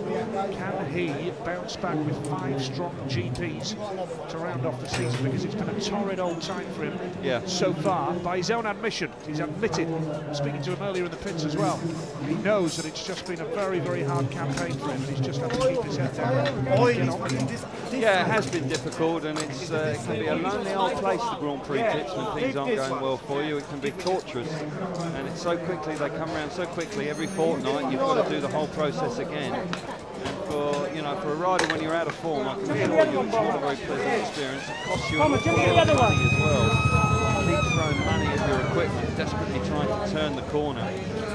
Chris is remarkably resilient. I know that he has suffered mentally. I'm sure it has weighed heavily on him, but we're just saying a good World Cup week at this level, and forgetting all about Grand Prix for a few weeks, might just be the thing you need. Here, in front of a big British crowd, no better tonic, I would say, to rebuild his confidence. Very much so. And ironic that Chris has got in his pit corner tonight Phil Morris, who works for the Great Britain Youth setup and went very close to getting the job. This Great Britain team just pinned to the post by Alan Rossiter, but still here tonight in the pits and talking to Roscoe earlier as well. And good to see again, there's no hard feelings between those two. No, and Phil's been with Chris Harris throughout the campaign, the Grand Prix campaign, hasn't he, as a mentor and just advising Chris, so that relationship continues. And as you rightly so, you know, like life goes on. There doesn't appear to be any grudges being held between the two men. Phil Morris, of course, was disappointed not to have got the job, but Alan Rossiter is the man, at the helm at the moment, and so far I'm sure he's nervous this evening, Alan, but Great Britain are 5 points in the lead, Nigel, so things are going nicely. Phil Morris, a huge part. The BSPA relied heavily on Phil Morris for his input into the fast-track draft system as well for the first time. Here we go, heat number 10. Harris going on the outside. Gate number 4 in the red helmet colour here. Heat number 10, halfway stage of tonight's meeting. Lots of twists and turns ahead. Max Rummel and Gino Manzarez watching on the American youngsters there, but the old master, Greg Hancock, goes off gate 3. Can he make a trademark gate and do it again here at the second time of asking? He can, he's that type of rider, he doesn't seem to be fazed by too much, he's got so much experience. It wouldn't surprise me at all if Greg makes the start again. Takes rise, and Hancock's made another good one. And now Harris is trying to get the drop on Troy Batchelor, all three bunching up here. And now Harris down the back straight, can he keep it wound on? A real battle here with Batchelor, who's going to run in towards the FX. Harris winds it all on here. No room for Harris. Had to shut He's fuming with that. He points at Batchelor. Can't believe it. The room was absolutely, the door was shut, slammed, shut down. The start and finish really was very tight indeed. Great stuff from the American out in front. Hancock showing so much composure, made a super start out of gate 3. Batchelor and Harris on the opening lap going head to head, really battling hard. But it's about the American this time, Nigel. Hancock out in front, looking majestic. Yeah, and Harris had a little look towards the referee's box there. He wasn't happy with that. He pointed at Batchelor as well. It's tough, it's World Cup Speedway. Yeah. And Greg Hancock has that lead for Team USA in the white helmet colour. This will put the USA now to 18 points. A point for Great Britain moves them on to 22, and Australia on 18. So it does mean that it bunches the top 3 together now, with the USA level on Australia on 18 and Great Britain 4 points ahead in a good position. But whilst that joker is still lingering, when a team goes 6 behind, anything can happen here. Yeah, you can have a sting in the tail if you just suddenly drop 6 points behind and then somebody like Hancock comes out. It really can turn the night around, but Hancock wins his first race on the night, and hugely popular, of course, and does a well-deserved lap of honour and waving to the crowd. He loves coming back to these shores and rode very nicely there out in front. It was a terrific battle between Batchelor and Harris. Harris clearly frustrated, but it was tough out there. USA doing a great job here. Great Britain 22, Australia and USA on 18 points apiece, with Italy on 3, and the USA boys, Manzarez and Rummel. Manzarez on 6 points now. Well, yeah. Rummel on 3 from 2. 6 from 3 from Manzarez is a fantastic effort. More like it from the two-time world champion. Thanks to practice, quite a good job. Gets there nicely for the first quarter. Batchelor tries a good first corner here. We watched him again with Australia coming down to stage 2. Blue helmet colour.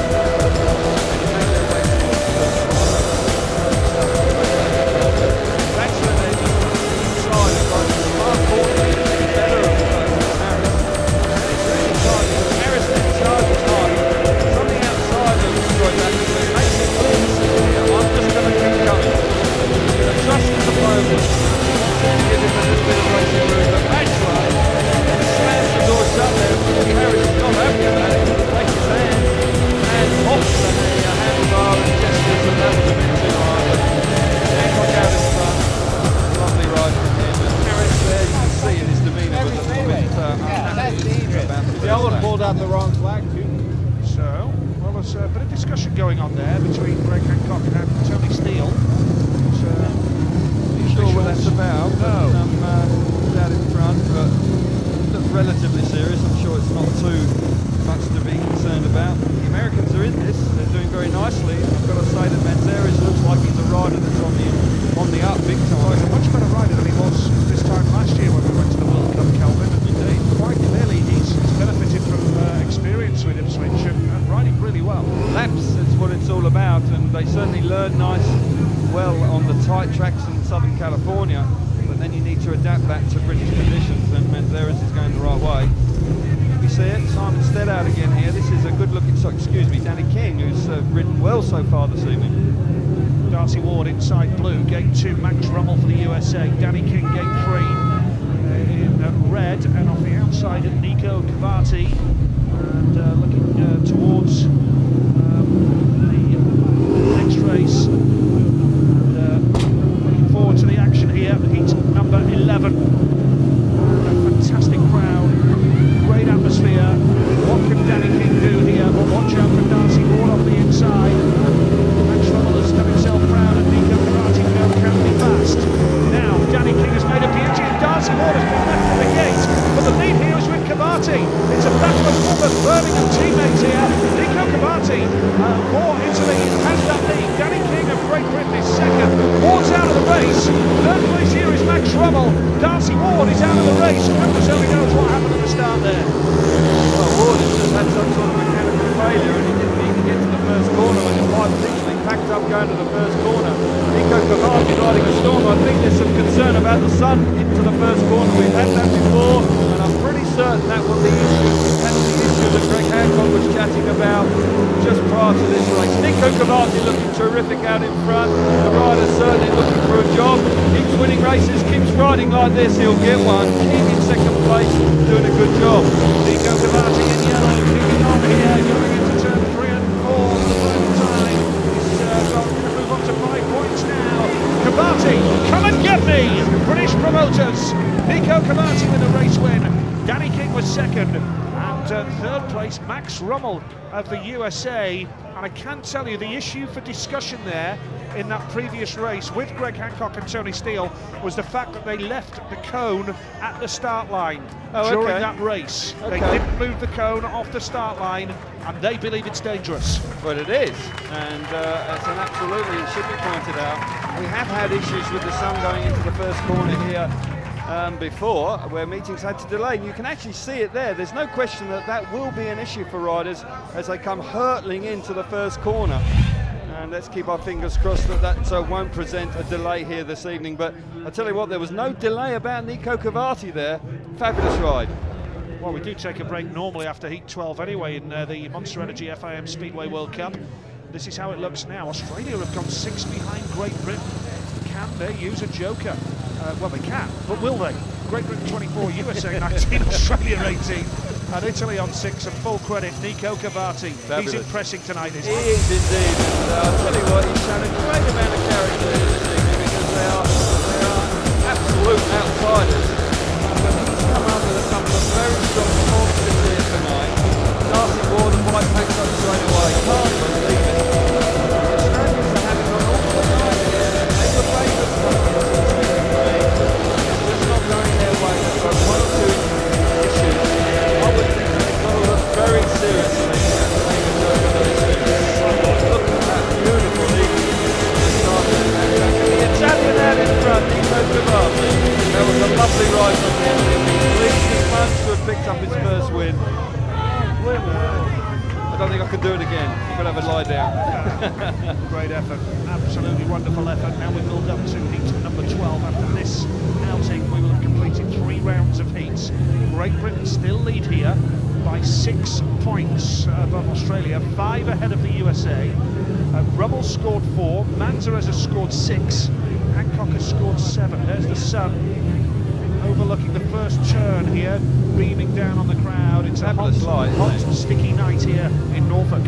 It is, and certainly is here in the commentary box, I can tell you that. It's red hot, but Heat 12, I'm sure that'll be a red hot race as well, and it's an interesting scenario. But Woffinden's back out here tonight, and he looked very impressive last time. Paco Castagna goes off the inside in yellow for the Italians. Jason Doyle gate 2 in blue for Australia.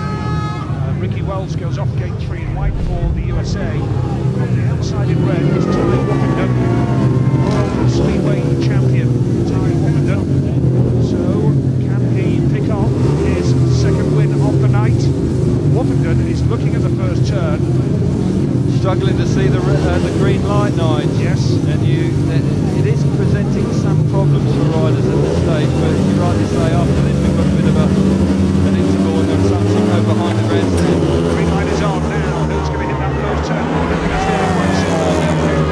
Castagna holds second place. And now Doyle comes through. And now Ricky Wells is having to go as well. Wells has come through from last to third with Jason Doyle in second. Paco Castagna in the back. but Ty Woffington has got the race under control. Has the lead, I would suggest, with the standing opposition from two respected Jason Doyle, the world champion, should be looking to win a race like this. Yeah, he was masterful away from the tails. He was able to swim across the opposition, and he's looking good. Although Doyle is no slouch in second place, he's winding it on, and Ricky Wells was half charging early on, but he's been dropped with Castagna out the back, and he's struggling for pace. So Ty Woffington after a third place, first time out, looking a little bit rusty, beginning to relax, beginning to really feel comfortable on the motorbike once again. It's flying out in front. Yeah, Ty Woffington on his way to victory there. It's going to be a 7.2 to the bottom of the line.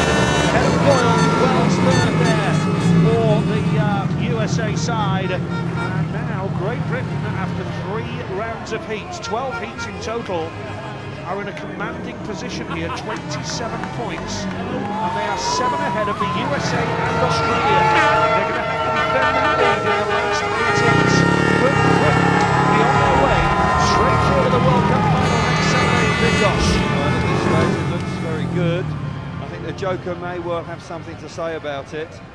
There's been some problems for the Australians tonight, with Cameron Woodward having some frustrations and Darcy Ward also failing to score last time, but so far so good for Team GB. So Great Britain then on 27 from Australia and the USA on 20, Italy on 6. Who's next to play the Joker?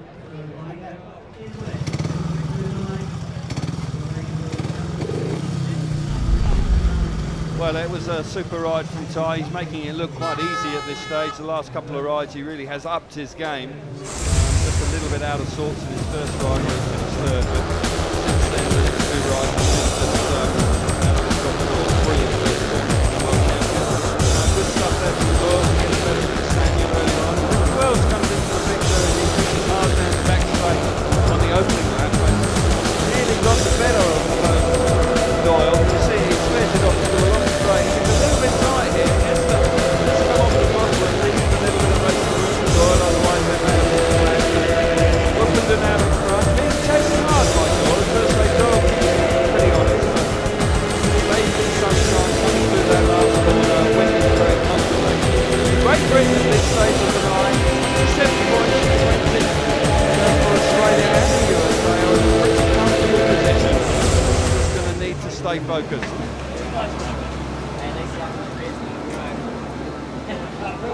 Well, the British boys, they know so far so good as far as they're concerned. Mark Lemon is the Australian team manager. He's got some thinking to do, and he is with Jason Harold. Well, Mark Lemon's here studying the form. When do you put the Joker in, Mark? Yeah, it's getting pretty close to make a decision. Obviously, we're in a bit of a tight situation. Tactically, we're able to do it next one, but I'll have a little ponder and make sure when in the right times to bring it out.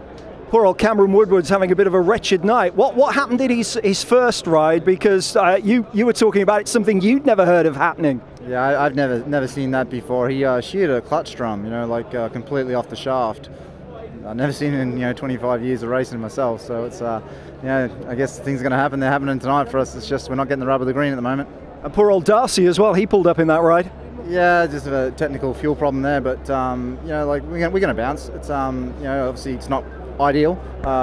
Team GB come out fine, which we knew they would because it's their home soil, and but it's World Championship racing. It's always going to be tough. There's never going to be an easy meeting, but we can regroup and we can pull this back hopefully.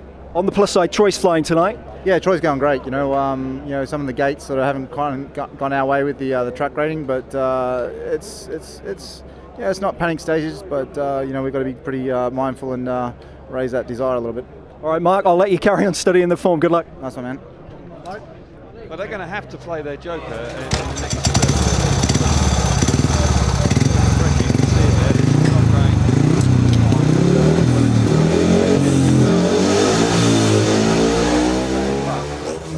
question that it's been a tough night for the Australians so far. Proszę Państwa, menadżer reprezentacji Australii, Mark Lemon. Australia ma troszeczkę kłopotów, ale to jest także spory miks, także i pecha, jeśli chodzi o zawodników australijskich. Mark, you're struggling a bit as a team, but let's be honest, there's a kind of a little bit mix of a bad luck also with your riders. Yeah, that's the way it goes sometimes. You have a little bit unfortunate. But that's racing, you know. You got to come to expect that from time to time, and it's not really the best place to be having this. But there's 2 rounds to go. We got to dig deep, and hopefully, luck will be on our side now. And I have to ask this question: is it like, do you know what's going on with Cam Woodward? Because at first heat we saw the technical problems, but I think it's not only the technical stuff. He's just not had the rub of the green. Like he made a blinding start, great first turn, and had a mechanical problem. The second race, he made not a bad start, and he got interfered with the Italian rider, which probably should have been restarted. I mean, we saw clearly a race just in the last round, the same instance, but the British guy, he fell down. Cameron stayed upright, and then he got a rerun. Maybe Cameron should have crashed. But that's the way it goes sometimes. But he's a tough character, and he'll bounce. I see the score chart, but that's not a true resemblance of the Woodward that we normally would see. All right, good luck then, Mark. Yeah, cheers, mate. Mark Lemon mówi rzeczywiście, takie jest ściganie, takie mamy czasami problemy, jeśli chodzi o Camerona Woodwarda, to nie jest kwestia technicznych problemów, po prostu chodzi o to, że zawodnik włoski także w kolejnych biegach troszeczkę namieszał, widzieliśmy, że Brytyjczyk mógł wstać z toru, powtórzony został bieg, Cameron, no cóż, może powinien się wywrócić w ogóle, mówi Mark Lemon, no ale najważniejsze jest to, że trzeba walczyć o punkty, tyle menadżer kadry australijskiej Mark Lemon. Who can maybe have a skid before, whether it be the race-off or the final next weekend.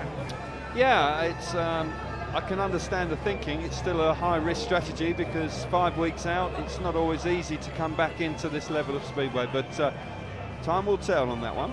Now, Jason Harold is with the American Greg Hancock. Greg Hancock, at last, a win under your belt. Yeah, exactly. It's been battling there for those inside gates are a little bit more slick than the outside, and I was pleased to get gate 3 there and have a good shot at it. Gino Manzarek, what a revelation he's been as well tonight. Yeah, Gino and Max Rummel, the both of them. I mean, I'm ecstatic from the inside out right now, and just I don't want to show too much, excitement, but these guys are they're unreal. They're absolutely loving the experience as well. You can see in their body language and here in the pits. Yeah, they both got the look in the eye, but they love what they do, and I think that kind of passion you can't buy that. So it's really good. It's still a long way to go, but I'm pretty damn impressed. Can you catch these British boys? Yeah, you never know. I mean, we were going for a race opposition, but options wide open. Good luck, Greg. You got it. Good interview there with Jason and Greg. Clearly delighted to see the youngsters coming through, and pleased to see that American is going to continue on, because Greg, at 44, he can't ride forever, but he loves the World Cup. Greg rode brilliantly last year, and they're doing very well again here tonight. They're doing themselves proud. Crowd loving it. It does appear as though the sun is setting over the first turn as well. That's happened pretty quickly. So fingers crossed we are going to be going racing again in the not too distant. So that has been an issue. We've been here for some league meetings where we've seen a sun delay. I recall a couple of summers ago when, well, I hesitate to call it summer because it threw it down with rain all year, and there was a record number of rain-offs, and we came here for a meeting and it was delayed because of the sun. Racing delayed due to sunshine, if I remember rightly, was the graphic, and it was slightly bizarre, but it was the case nonetheless. But earlier in the summer and late in the summer, the sun is lower in the sky, and it does present problems at certain times during the evening. Riders now preparing themselves. Mark Lemon there has not changed his lineup there, because that is Cameron Woodward, no joker being played at the moment. Let's hear from Ty Woofenden of Great Britain now with Jason Harold. Ty Woofenden, a great solid start by the Brits. You must be ecstatic. Yeah, definitely. We're going good, and the Aussies having a bit of bad luck, so take advantage of it while we can, and keep banging in points. But all the boys seem to be working well. A few of the boys have made pretty big changes, like Steady's changing bike now, and I've changed bike. Bomber's changed bike, so they're pretty big changes to make when you're winning races, but I think that's what we need to do to keep going. What's behind the changes? Because you're doing well, you're winning races, why change bikes? Yeah, I changed after my first race, so and then the next two were good, but a few of the boys said that they've got one that they'd rather ride on the slick and one that when it's a bit more dirt, so track's slicking off a lot now, and just got to bang as many points in as we can. I'm pretty surprised they haven't used the joker here for Cam, but hey, if they're not going to use it, then it's better for us, I guess. All right, we'll keep an eye out for the jokers. Keep it up, Ty. Thank you. Yeah, I'm surprised as well. I thought that might be a move that Mark Lemon made, with Woodward having a difficult night. maybe put Batchelor in and see how he goes. He's only dropped 1 point so far this evening, and with 1 point to his name, Woodward, it's possibly an opportunity. We see the standings at this stage with just the third lot of races coming up, fourth lot of races coming up. Italy on 6, USA 20, Australia 20, and Great Britain on 27. Simon Stead, brilliant performance so far on 8. King also, you've got to say, justifying his place in the side on 7. Batchelor outstanding so far, Australia. Ward has struggled. Woodward has had all sorts of problems this evening. Manzarek and Rummel certainly stand out, Nigel, don't they, from the American side? Great to see, absolutely right, Kelvin, yeah, because Manzarek is a different rider than the one he was last year. Max Rummel, who I expected to struggle here tonight because of the fact that he's used to the small, tight circuits of the USA, like Chris Benson, but he's done himself proud tonight. Here we go, heat 13 on the way.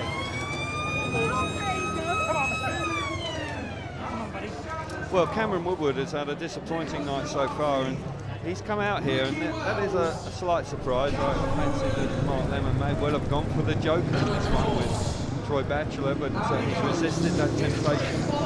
Put a lot of faith back in Woodward, who's had a disappointing night. Big win here and back their way back. Nico Cavati could be a spoiler, who rode brilliantly in his previous ride in one fine style. But the pressure's on here. This is unexpected. I fancied that it would have been closer than this. Team GB certainly weren't favourites in my mind tonight, but they have had the rub of the green so far, and they've been consistent. And Harris is out here out of gate 3, and gate 3's been working well, Nigel. This could be quite a tear-up in the later stages of tonight. Certainly could be. 13 coming up, it's going to be tense. Because Great Britain are in a great position right now, but Australia desperate to get back into it. What a story it would be for Australia if they could get straight into the World Cup final without Chris Holder in their side tonight. Batchelor riding beautifully. Ward's score hampered by a technical fuel problem in the ride as well. So anyway, here we go. We're about to get back underway. Heat 13 live here at Kings Lynn on the way.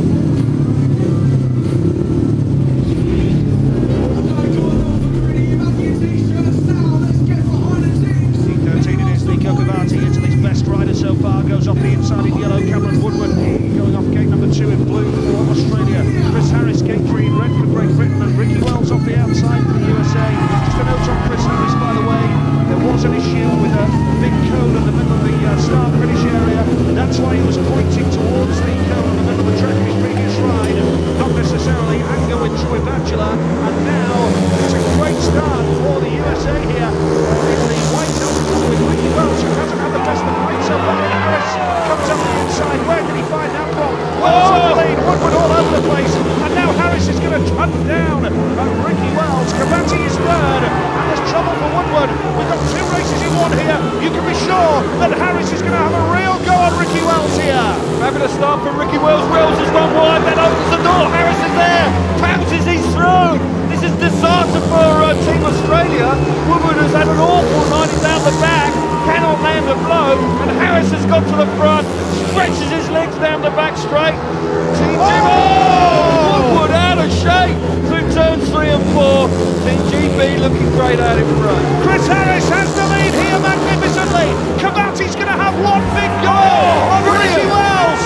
The Italian sweeps around the American. What a win for Harris, and what a second place for Nico Cavati. They're not going to go any further in the World Cup, but Nico Cavati is giving us great entertainment. And what about Chris Harris getting the tough way? He punches the air, and Kings Lynn erupts, and Chris Harris is the Heat 13 hero for Team Great Britain. Well, yeah, and they're 10 points in front of Australia, and I just could never have seen that coming. I suggest most people would never have seen that coming. Adam Rossiter and his team will be in 7th heaven, looking like they're going to go straight to the final. Great stuff from Harris. He was there ready to pounce. What a move that was from Nico Cavati late on in the race to get the better of Ricky Wells. I would think there are promoters rushing down into the paddock right now to sign up Nico Cavati. Great stuff from him. Super stuff from Harris out in front. Got a low average in the Elite League as well, Nico Cavati. I can't remember off the top of my head, but it's not a massive average for Cavati. Great effort. Britain 30, USA 21, Australia 20 Italy 8, and now we have had 13 heats. We have 7 heats remaining. This crowd are starting to believe, Kelvin, that Great Britain can go straight through to the World Cup final. Looking very good indeed, and I think that race was key. We suggested that the Joker could have been played here. It wasn't. Mark Lynn remained faithful with Cameron Woodward. He's in second place at this very early stage with there Harris.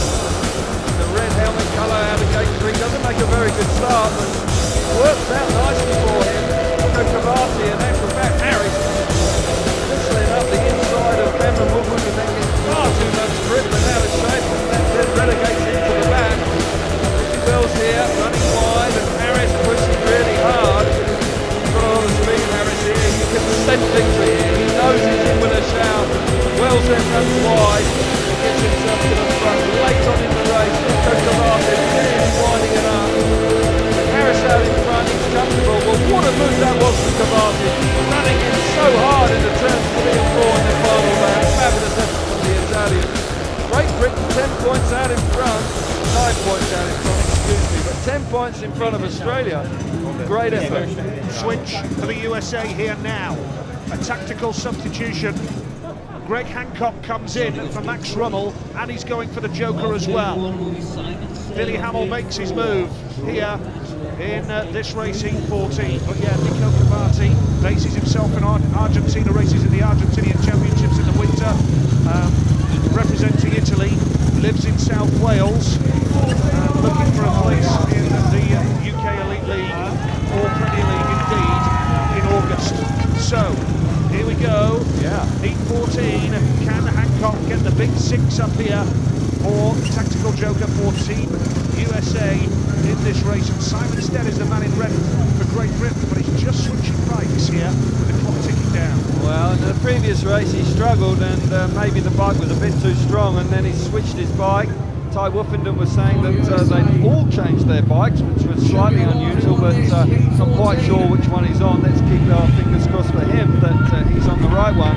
Hancock's coming out of gate 3. He won in fine style there. He's actually on a Ty Woofenden bike, Simon Stead.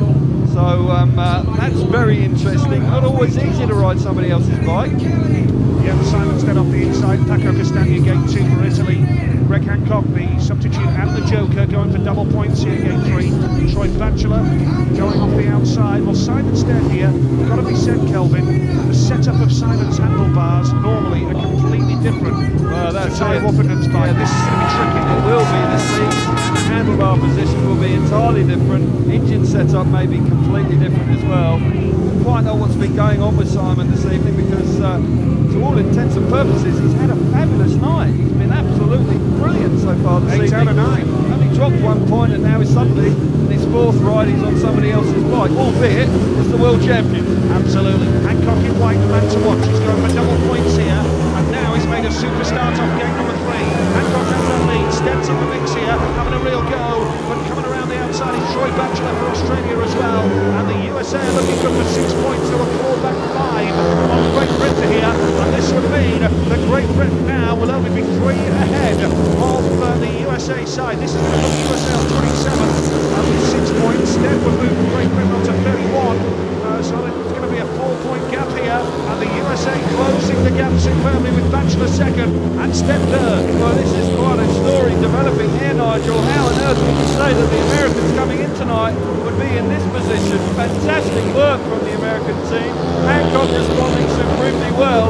Got to say, some sort of mechanical dramas for Stead coming out in this race, because he's riding somebody else's equipment. He's back in 3rd place. Batchelor can't resist the charge from Hancock out in front. Brilliant stuff from the 2-time world champion. 6 points for USA. They move on to 27, and with Simon Stead 3rd, they move on to 32. So it does mean now that the USA are getting ever closer. 31 for Great Britain, 27 for the USA. So 4 points the gap between Great Britain and the USA, as I suggested during commentary during the race there, and Australia on 22 now, and they can still use a Joker as well. It's not over yet. Hang on to the edge of your seats, folks. It's going to be close. It is going to be close, but the Americans have done a fabulous job once again here tonight, and they're enjoying themselves again in the World Cup. Greg Hancock, what can you say about the man?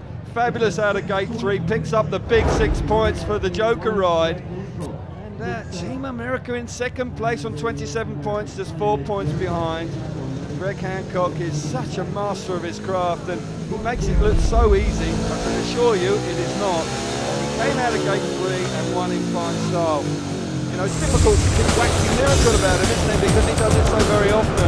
Tapes up, out of gate 3, rides a masterclass out in front. Simon Stead, let's hope we find out why he wasn't on his own equipment and on side. Woodward's bike here, gets passed down the back straight on the first lap by Troy Batchelor. Batchelor has hardly tried, and Batchelor's been the number 1 Aussie rider so far this season, but not touch Hancock out in front.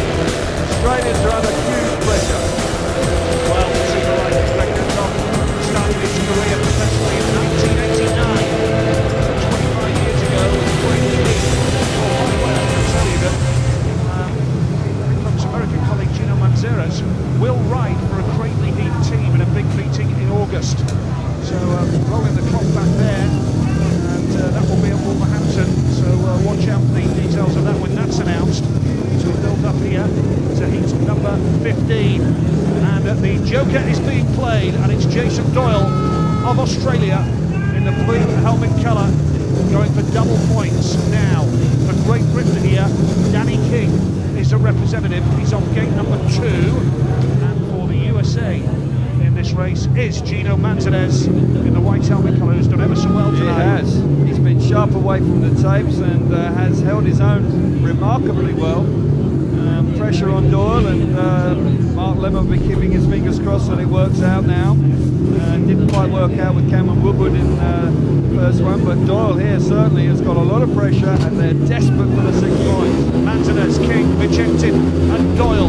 That's your lineup. Doyle going for the double off the outside gate. Double points he wants here. It's a superstar for Manzarres, who's out King, but the lead has been down with Jason Doyle, and it's working a trim off. Vincenzi's gone down, and he's staying down. It's going to have to be pulled back again. It's going to have to be pulled back again, and Jason Doyle is going to have to do it all again. Yeah, it's so frustrating as a rider. You know, you're under pressure, the team's under pressure, you've got the Joker being played, you make a great start, and then unfortunately the red lights come on, and it's not been his night, has it? No, he's been out of his depth, if the truth be known. I don't want to be too harsh, but bottom line is he's not good enough to be in this meeting. It's hard besides the fact that, you know, he's fallen off the bike, he's looked out of control on several occasions, and here again, under wide, doesn't really have any idea of what to do in these conditions. Ordinarily, you know, that wouldn't be happening to him, obviously. More racing room for him, and not quite so aggressive in the first corner of the young boys. It's very difficult to be on top of his game. Get there, that's not quite connected to the bike straight enough. He'll be okay. He's off the bike fairly gently in the end. No surprise to see the exclusion light, but when we reflect on the position of the meeting and where Australia find themselves, that man there, Doyle, is needing a big ride. Well, I'll tell you what, the way it was, if it had finished, it would have been 6 points for Australia onto 28. It would have been 2 points for the USA with Manzarres onto 29, and 1 point for Great Britain on 32. So you'd have been gone 32 Great Britain. You'd have gone 29 USA, 28 Australia. Yeah, it would have tightened up significantly, and that's why, you know, he would have been so frustrated. I'm sure that Mark Lemon's having kittens in the paddock there, because everything he's trying to do this evening is backfiring. You see how that was a great start from Doyle, but unfortunately he's going to have to do that again, because Nicholas Vicentin has found it very difficult to race here this evening, and has been off by more than one. Slips on. Very shortly we'll be having the rerun, because we're coming to the pressure cooker end of this meeting. It's been a great showing from Great Britain so far, but they're desperate to hang on to it. This will be very disappointing if this gets robbed from them late on in the night. There are all sorts of permutations in the last round of racing as well, so wait for that for certain. But yeah, this is a massive moment in the outcome of this meeting. Doyle very keen to get out there, Nigel. Who's done the fuel? But not quite being allowed to get back out on the track right now. Yeah, the 2-minute time allowance isn't out yet. Isn't away yet. Jason Doyle just wants to get out there. He's desperate. You've got a feel for riders, and Australia in this case, haven't you? You have. It just hasn't worked out for them. Cameron Woodward has had a really tough evening, and then that engine failure for Darcy Ward, where probably the fuel wasn't turned on, the truth be known. He packed up going to the first corner, and that really is a tough one, particularly at this level. But Doyle itching to get on with the action. Frustrated, of course, not to have when he saw the red lights come on in the original staging. And Doyley, who has come of age in the last sort of 18 months, this out here, will feel the pressure of his team manager as well. Darcy Ward back on familiar territory. He started his professional career here with the Kings Lynn Stars in their Premier League days. I do believe he actually lived on site here at the Norfolk Arena in a caravan behind the stands here. When he first moved over here, it wasn't quite he was just spent most of the time here at the track practicing. Probably riding his bike every day. He was, yeah. They did great work with him and how he's represented this one, the second time of asking Nigel. Danny King needs to come up with a big ride. This is going to be, I think this could have a big bearing on the outcome of tonight's meeting. If it goes wrong here for Australia, you've got to think their chances. Well, they're going to rely on Ward, Doyle and Batchelor big time in the last 4 heats. Remember, for heats 17 to 20, the managers have to nominate where they want to put their riders, and they can still use a tactical sub if necessary. You can't use a joker in the last 4 heats, though. 17 to 20. Down to 3 riders over here. Mark Lemon, fine rider in his own right. Lemo, a hugely popular character as well, very likeable individual. Good guy. Yeah, he is, absolutely. Written for a host of clubs in the UK. Very solid professional career, Mark Lemon. Yeah, absolutely, and he's doing fine work, and he's well respected within the camp. You can see that when he calls them to order, they all listen. That's important. They want to ride for him. So, yep, Doyley needs to do the business for Mark Lemon right now. Manteres for the USA. King off 2, no rider off 3. Doyle off the outside for Australia. Australians have had some fine team managers down the years. We remember the late, great, much missed Neil Street. My greatest characters of all time in Australian Speedway, much missed. Of course, Craig Boyce was Australian team manager. James Easter, who is here tonight, based on the travel company, Australian team manager as well. Here we go. Can Doyle do it again? And he has to. He's made a beauty from gate number 4. And second place right now is Manteres. What can Danny King do here? For Team Great Britain, he charges up the inside. Great move from Danny King. Now can he hold the line? Because Manteres is going to come back up the inside. But the lead here is with Jason Doyle on the double. Yeah, good stuff from Jason Doyle out in front, made a really good start, and a hard charge from Danny King got the better of the American Manteres to get himself into second place. You know, Manteres there with his race jacket tapping in the wind, it's not out of it. I'm going to say that Doyle is doing all he can. He's out in front, winding it on, barring mechanical problems. He should pick up the big 6 points. 2 points the Great Britain team will do very nicely in actual fact. Yeah, Doyle doing a good job here. Jason Doyle made his World Cup debut last year and is doing his country proud, rides for Leicester Lions in the British Elite League. And now he's going to take that checkered flag. 6 big points! Jason Doyle does the business for Australia there and gets his side right back in contention. They're on 28 points now. And I'll tell you what, that was a big second place for Danny King for Great Britain. Absolutely. He needed to do that. Yes, he did, and he did that hard charge to get the better of Manteres early in the race. You're spot on, Nige. They were hanging on there, King. If he had finished third, it would have been the 4 points in it and pressure on. Good stuff from Doyle. Doyle, King, Manteres and Vicentin disqualified. It does mean this now, after 15 of the 20 heats. It does mean that we have Great Britain on 33 now. All the other nations behind them have used their joker. Australia 28, USA 28, Italy 8. And now with a 5-point cushion going into the last 5 heats of the meeting. It seems comfortable, but it is not, believe me, because in the last 4 heats, Ward is going to get his act together, I'm sure. Doyle, Batchelor, they're going to push every step of the way. Yeah, they will. We've got Greg Hancock to consider as well. But here's Jason Doyle at the second time of asking. He's done a great job. You can see he's a little bit nervous on the start line. He's right there. He's got a position. A little bit nervous.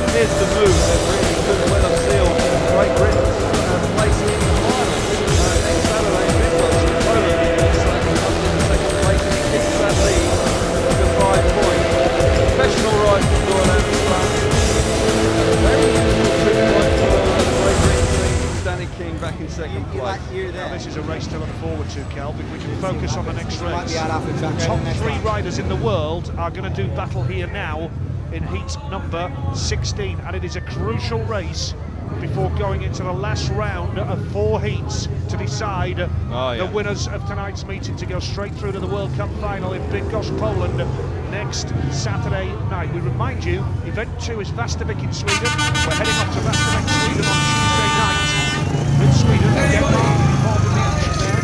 And then the race-off is on Thursday night. Join us for that, Bydgoszcz in Poland. And then the World Cup final itself, including the host nation Poland, next Saturday in Bydgoszcz. What a racetrack that is. Looking forward to that. It's a big race. It's a vital place for the meeting.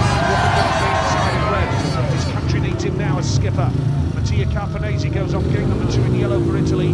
Gate 3 in blue is Darcy Ward for Australia. And Greg Hancock goes off the outside in white. Hancock, who has already piled up the points tonight for the USA. 13 points, including 6 as a double, tactical. This is a massive race. Oh, now, this is a mouth-watering race, isn't it? With the top 3 in the world, a treat for all the spectators to see them go head-to-head. Hancock 2 weeks ago in Cardiff in the Grand Prix got the better of the 2 youngsters and beat them in the final.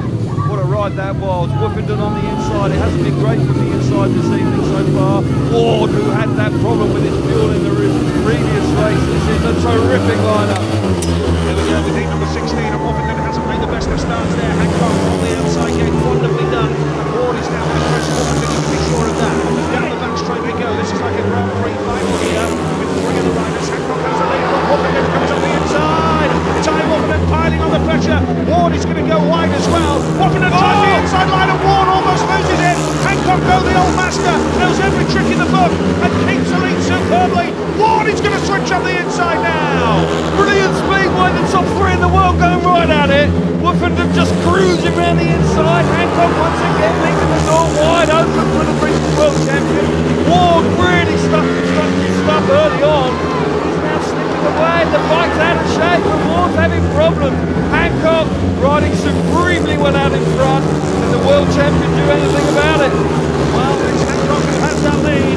Ty Woofenden is in second place right now. And Woofenden is going to try the high and wide route, but Hancock gets the points. Ride. 31 points for the USA now. And Hancock has won 3 on the spin. That means he's got 12 from 3 rides because he got 6 as a joker. And so now with 12, 14, 16 of the 31 points that the USA have scored. And it does mean that Great Britain now have a 6-point lead over Australia. Now, Australia cannot use a joker, but they can use a tactical substitution in the last 4 outings. So the race where they nominate Cameron Woodward, they could bring in a substitution, as Woodward is the lowest scorer for Australia tonight. Heat 16. It's nicely poised here. Hancock, Woofenden, Ward and Carpanese in the finishing order. And look at this with 4 heats to go. Great Britain have 35, USA 31, Australia 29.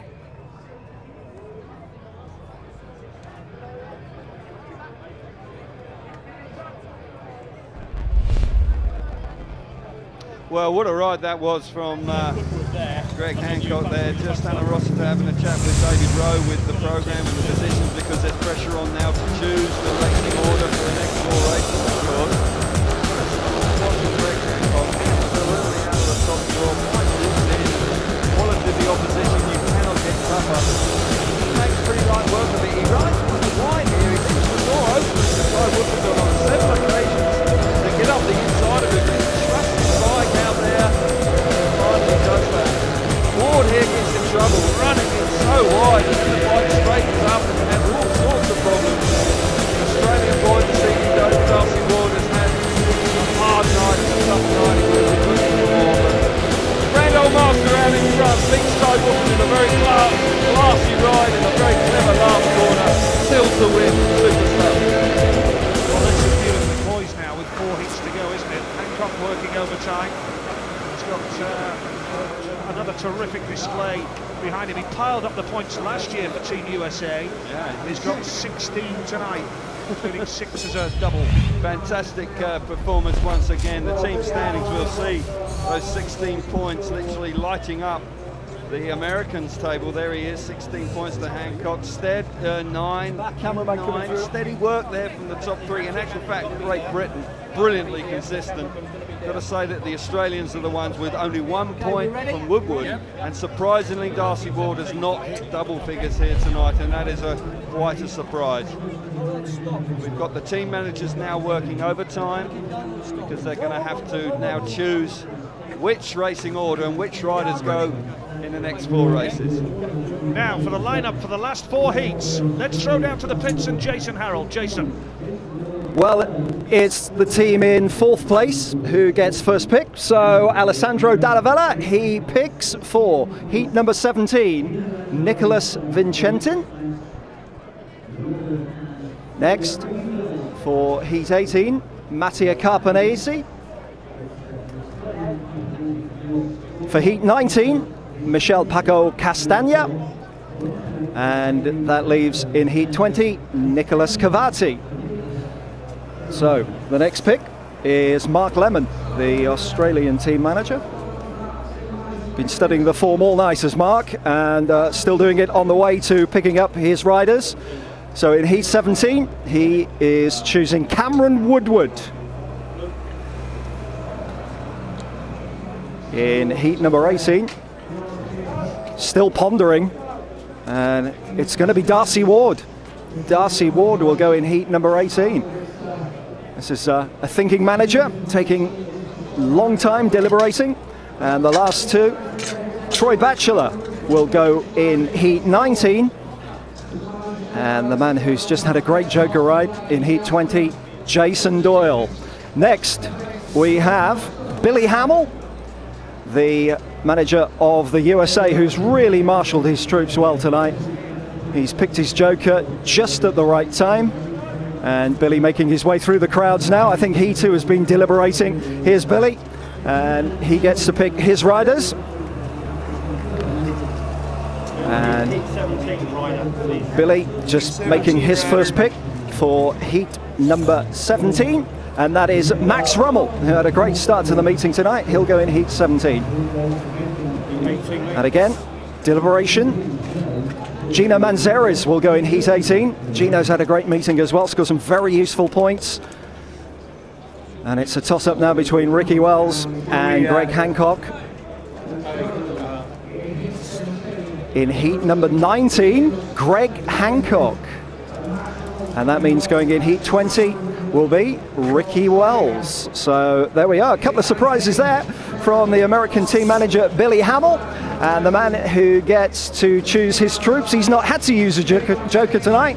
It's Alan Rossiter who will go with, again, it's a bit like a game of chess in the pits at the moment. Everybody looking at everybody else's move, but Ty Woofenden goes in heat 17. Again, some surprises here. Heat number 18. And Alan Rossiter is choosing Chris Harris. So Chris Harris in heat 18. And heat number 19.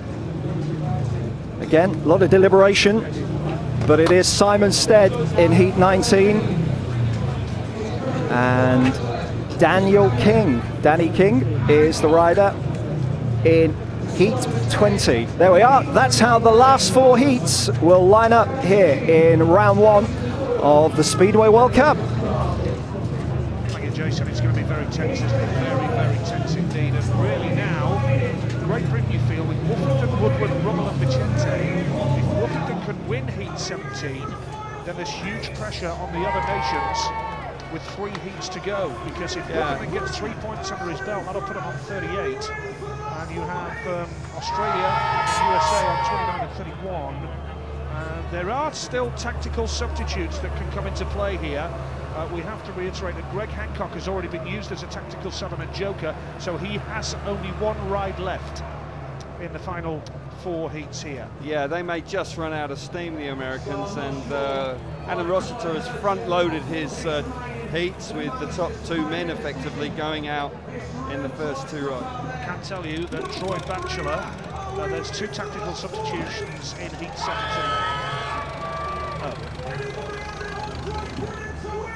sorry about that. Yes, so Troy Batchelor is coming in for Cameron Woodward as a tactical substitute in heat 17. And Paco Castagna is coming in for Vicente as well. So, well, no team managers making their changes. Yeah, no surprise that Mark Lemon's gone with that. Cameron Woodward has had a disappointing night, and Batchelor has been his top man. So he'll be hoping that Batchelor can get the better of Troy.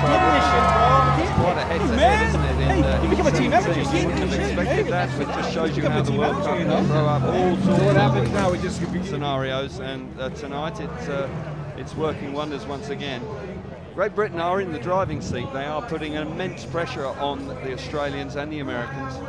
You just sense that the lack of experience with America, they may just well come up short, but they've still done a remarkable job. No matter what, we're fucking, we're killing it. We're going to Poland.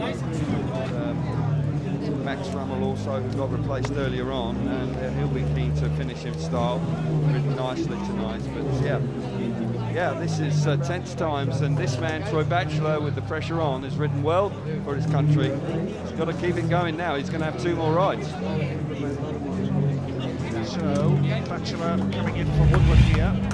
Here is the lineup now. Now, this is a change here in Heat 17. Because we see Batchelor coming in for Cameron Woodward and Paco Castagna coming in for Vicente. So Heat 17 will be Woofenden red, Batchelor blue, Rummel white, Castagna in yellow. Now, if Woofenden wins this, Kelvin, there's huge pressure on the other nations. I think it's a smart move to put Woofenden in this race. Yeah, I like what Alan Rossiter's done here. He was in consultation there with David Rowe, who's been looking after his programme this evening, and to be perfectly honest, it's one of those situations where you kind of need that support because it's a very important decision. And with Great Britain doing so well this evening, for them to have slipped up in these last round of heats would have been very disappointing. So front-loading, effectively, his heats here because he's in that position. He has that luxury that he can use his big gun straight away in heat 17. It's forcing the hand of Australia. But Australia have been on the back foot for some time now. Got to say that it's been an exciting meeting so far, but these last 4 races, I'm sure there'll be a few twists and turns that lie ahead. And one of them could be Max Rummel. You know, he's done remarkably well for his team so far. Yeah, you have to say it's going to be a tall order for the USA. You can't bring Hancock in now, and I think personally, I think it's going to be between Britain and Australia. I agree with that. Yeah. I suggested earlier on that you know, the USA are just going to run out of experience, and they have, and you know, it's a pleasure to see them back here. But yeah, Darcy Ward's got to come up with a big ride, really big ride, if they're going to have an outside chance. And Batchelor's going to have to win both his rides, including this one. He's got to try somehow to figure out how he's going to beat the world champion in Heat 17.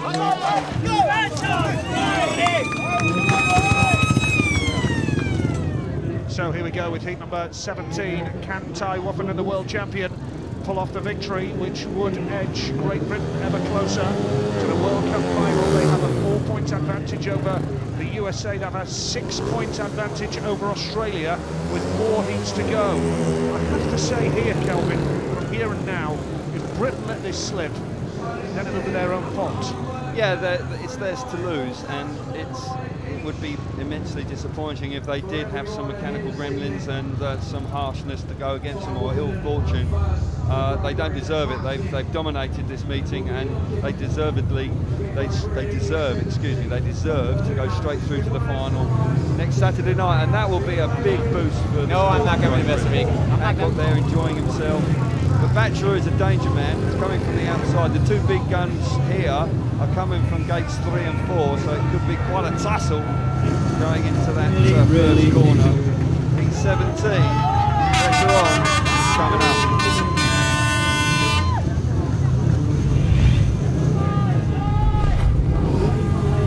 Heat number 17 it is, an interesting move here to put the skipper in here for Great Britain. Win here, and Woofenden will feel that he will have a great chance of leading Great Britain straight into the World Cup final. Paco Castagna goes off the inside for Italy in yellow. Max Rummel, the youngster who has done himself proud tonight for the USA, off gate 2 in white.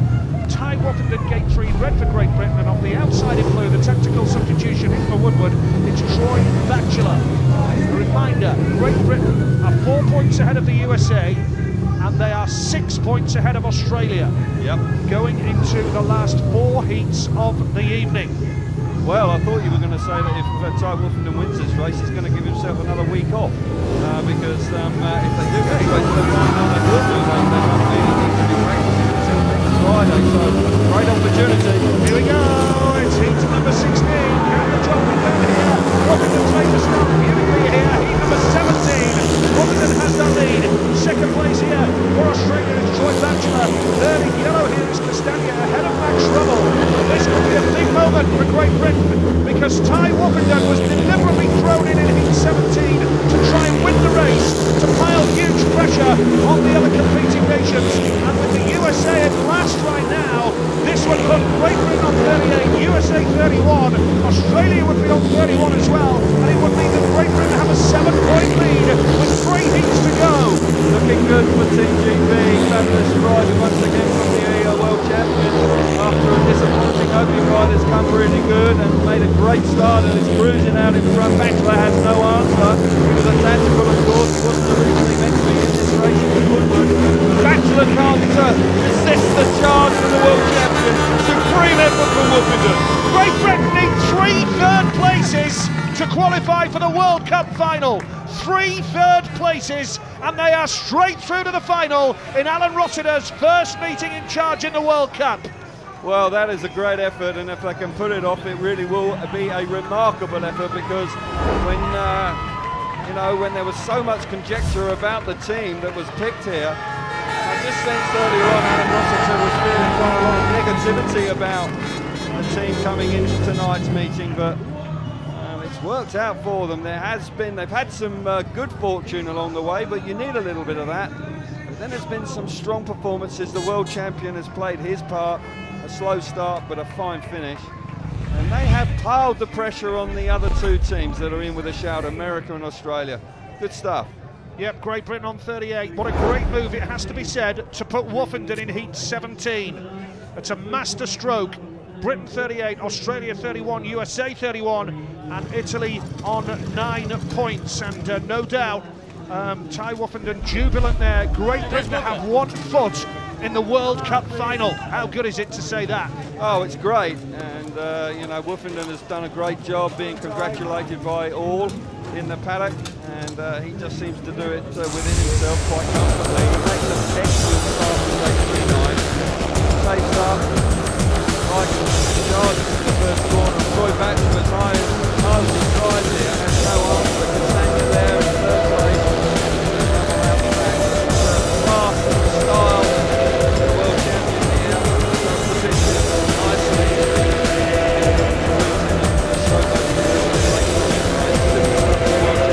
Great Britain team. Really awesome winning from here. 3 third places as well. Well, that's simple permutation now. Great Britain need 3 points to qualify for the World Cup final, because if they get 3, that'll put them on to 41, and if Australia or USA win all 3 heats, that'll be 9 points, and that'll put them on 40. So 3 points Great Britain need. That is if Australia or USA win all their remaining heats. Yeah, it's a great position to be in. One that I didn't forecast or didn't expect to see. I thought it would be a lot closer than this, but fair play. Things have worked out beautifully. And what a nice way to do it in front of such a partisan crowd, a huge crowd that have come to see the Great Britain team ride well, and they certainly have delivered. Ward on the inside, Nigel. He needs to finish in style. He's had a really disappointing night for a rider of that class. He just hasn't had any good fortune at all, and even when he's been in races, he's struggled for speed. Absolutely right. Here's your lineup. Darcy Ward off the inside in blue for Australia. Mattia Carpanesi for the Italians off gate 2 in yellow. Gino Manzanez, who can hold his head high. A wonderful performance from him tonight. Gate 3 in white. Off the outside is Chris Harris for Team Great Britain. And what a start for Alan Rossiter tonight. He's a very, very proud, passionate sportsman. And was hugely proud to take charge of his side here for the first time in the World Cup tonight. Here we go. To number 18. Harris has made a great start from the outside. Chris Harris has got the lead early on. Ward's going to challenge him though. It's very tight, but Harris has got the lead. Chris Harris is in front here in heat number 18 of the World Cup.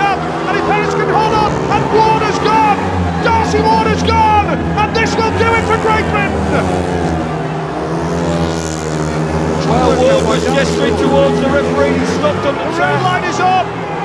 What's gone on here? Not quite sure why.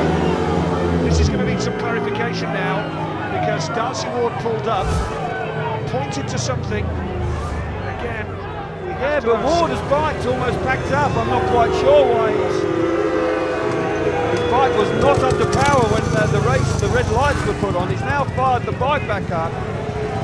You're right, Nigel, we do need to understand why he was gesturing towards the referee and why the red lights came on. You've got to bear in quite mind bizarre, that quite bizarre. As we're commentating here, we were focusing on the rider in front, Chris Harris.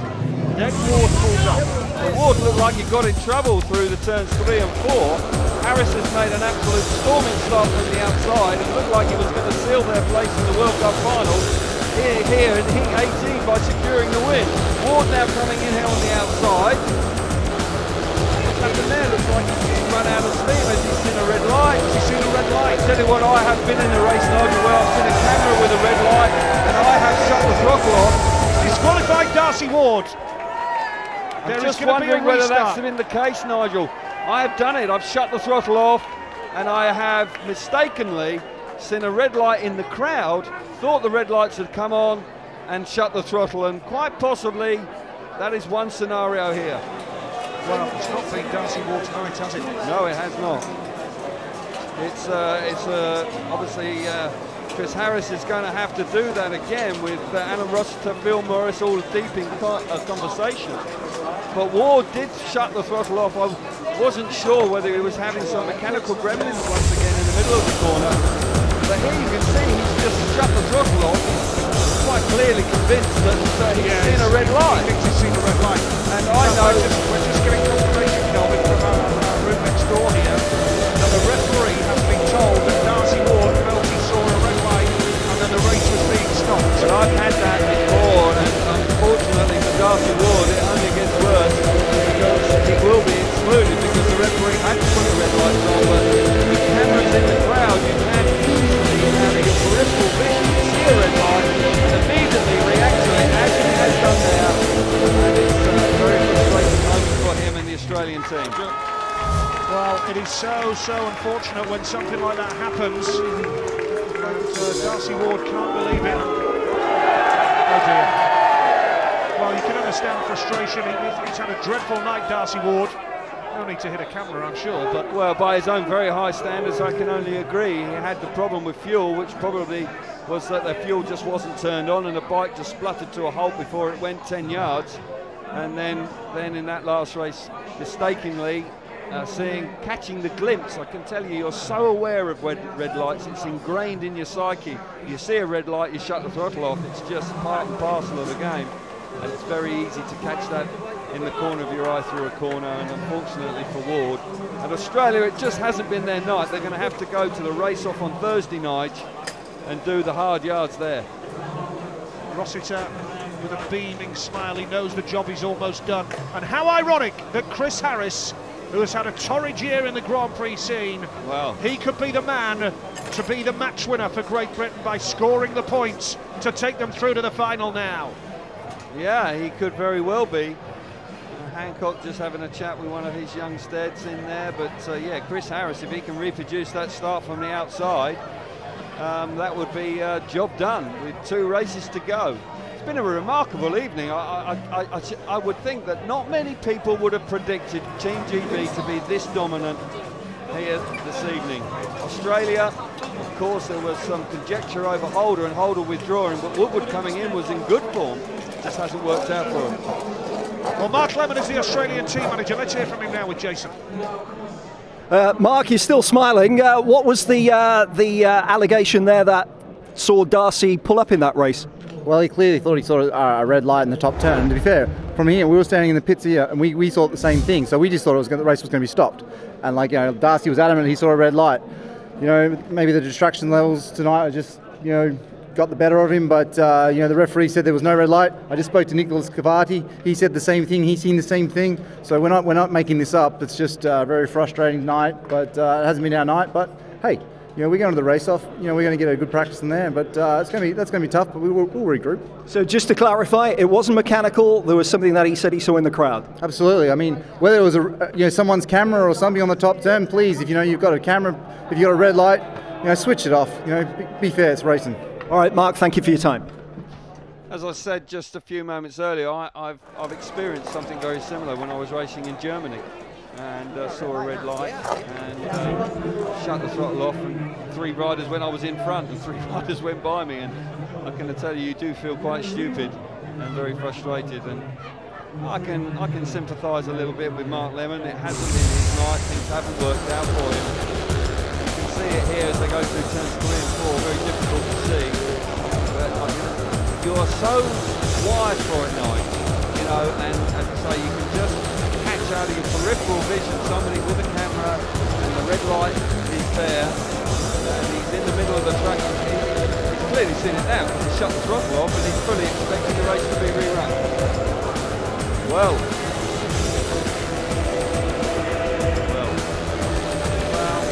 it is unfortunate, but I have no doubt, you know, you can't question that it's not making it up at all.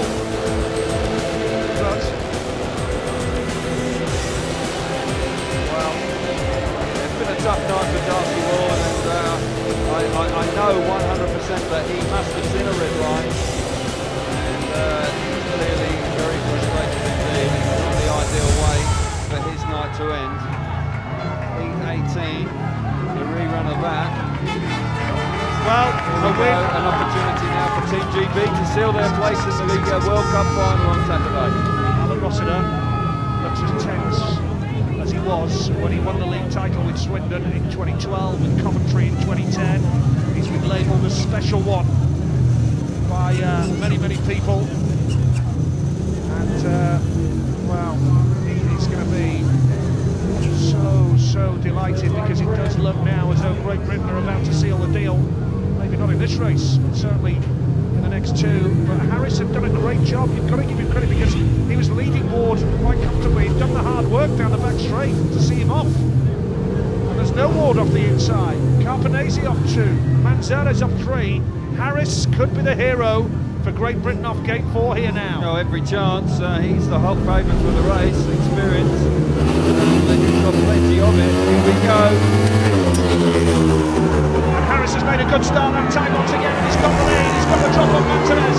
Chris Harris has the lead for Great Britain down the back straight. Martinez is second now. In 3rd place, it's Carpenese 4. The Italians, no Darcy Ward, remember. But Chris Harris has the lead. And unless there's any mechanical gremlins now, or a loss of concentration, Great Britain are going through to the World Cup final. Quite a remarkable turnout here for tonight's meeting, with a great effort from the Team GB. Good stuff from Harris. He remained focused and composed and made a good start from the outside and took advantage of his less experienced rivals, but still going to win the race. He's comfortable out in front. 3 points. The Great Britain fans here absolutely on their feet. There's a lap to go. What a wonderful effort from the Team GB. They know the impact of this win. It's going to put Great Britain on 41 points. He's had a torrid time in the GP, but he's made a stern stuff, and it's Chris Bomber Harris who seals the deal, and Great Britain have gone straight through to the World Cup final in Alan Rossiter's first World Cup meeting in charge. A packed house here at the Norfolk Arena, and it's the Brit boys who've done the business, and GB are through to the World Cup final. Yeah, fully deserved as well, Nigel. They've been in control right from the word go. Just a small hiccup with Woofenden earlier on tonight, but then Simon Stead and Danny King coming out and winning their first 2 rides really did set the tone for the night. People on their feet, clearly delighted.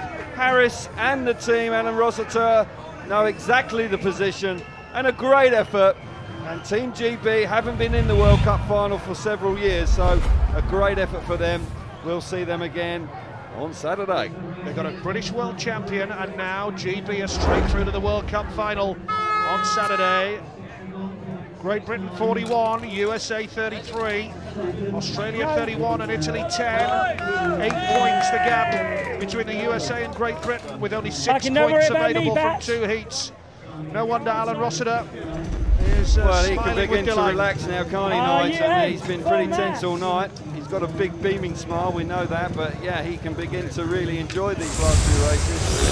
His speed here is Harris. Harris has the job to do, and he makes it work brilliantly. Second time of last in the great first corner.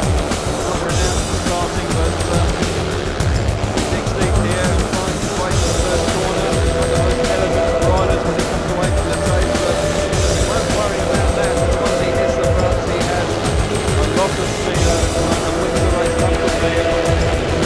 Looks Great Britain through to the World Cup final. This is quite a remarkable turn of events here.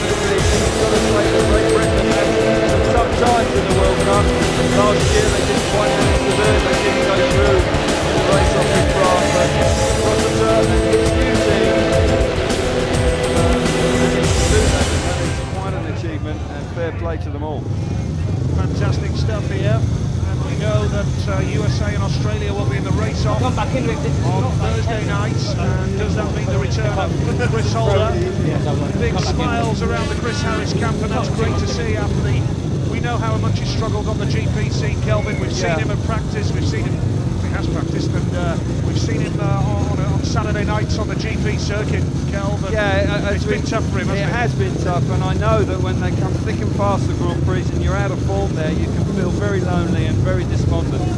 And this is a really good tonic for him. And to have sealed the deal there, that will make him feel immensely proud. And I'm pleased for him, because it's a tough old game when things aren't going well for you. Simon Stead is out here. The job's done, but he'll want to finish off in style. He's on his own equipment this time. Didn't quite find out why he was riding Ty Woodman's bike at the moment. Now it doesn't really matter, does it? Because they told me shed a chain. Aha. Okay. Well, we're now beginning to get the information. But Simon Stead will want to win this race and finish on a high. Stead off the inside in red. Troy Blanchard gate 2 in blue. Paco Castagna gate 3 in yellow. Greg Hancock going off the outside in white. What a night it's been for Greg Hancock as well. And well, Alan Rossiter, it's going to be a proud night for him, because he's a twice Elite League champion. Fair to say that he has now achieved more as a manager than he did as a rider. It's a fine achievement. Here we go, P19. It's a penultimate race of the night, and Hancock's made a beautiful gate number 4 again. Hancock piling up the points here. It's all about the USA and Australia in the top 2 here now. And this looks like a 4th straight win for Greg Hancock. I just thought for a moment that Bachelor may just sneak through there, Kel. Yeah, well, Hancock made half a mistake, Nigel, and he just went a little bit too wide, and he just gave the invitation for Bachelor to have a little bit of a look, but Hancock was able to respond, and this time made no mistake at all. He made it to get through turns 3 and 4 without a mistake. Simon Stead this time made a poor start, back in 3rd place, but I'm sure he would have won the race, but he's still safe in the knowledge that he's going to the World Cup final a week today. Hancock has ridden brilliantly this evening, and once again the master has come up with some masterful rides to win night. He's going to score 19 points here tonight, Greg Hancock.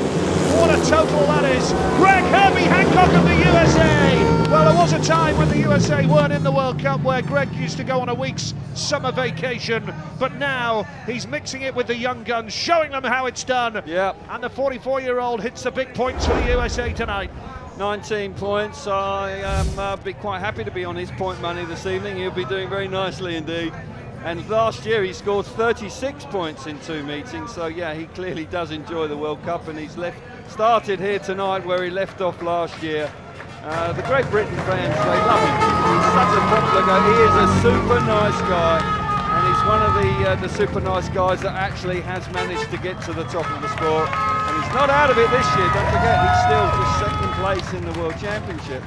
So yeah, riding at the top of his game still.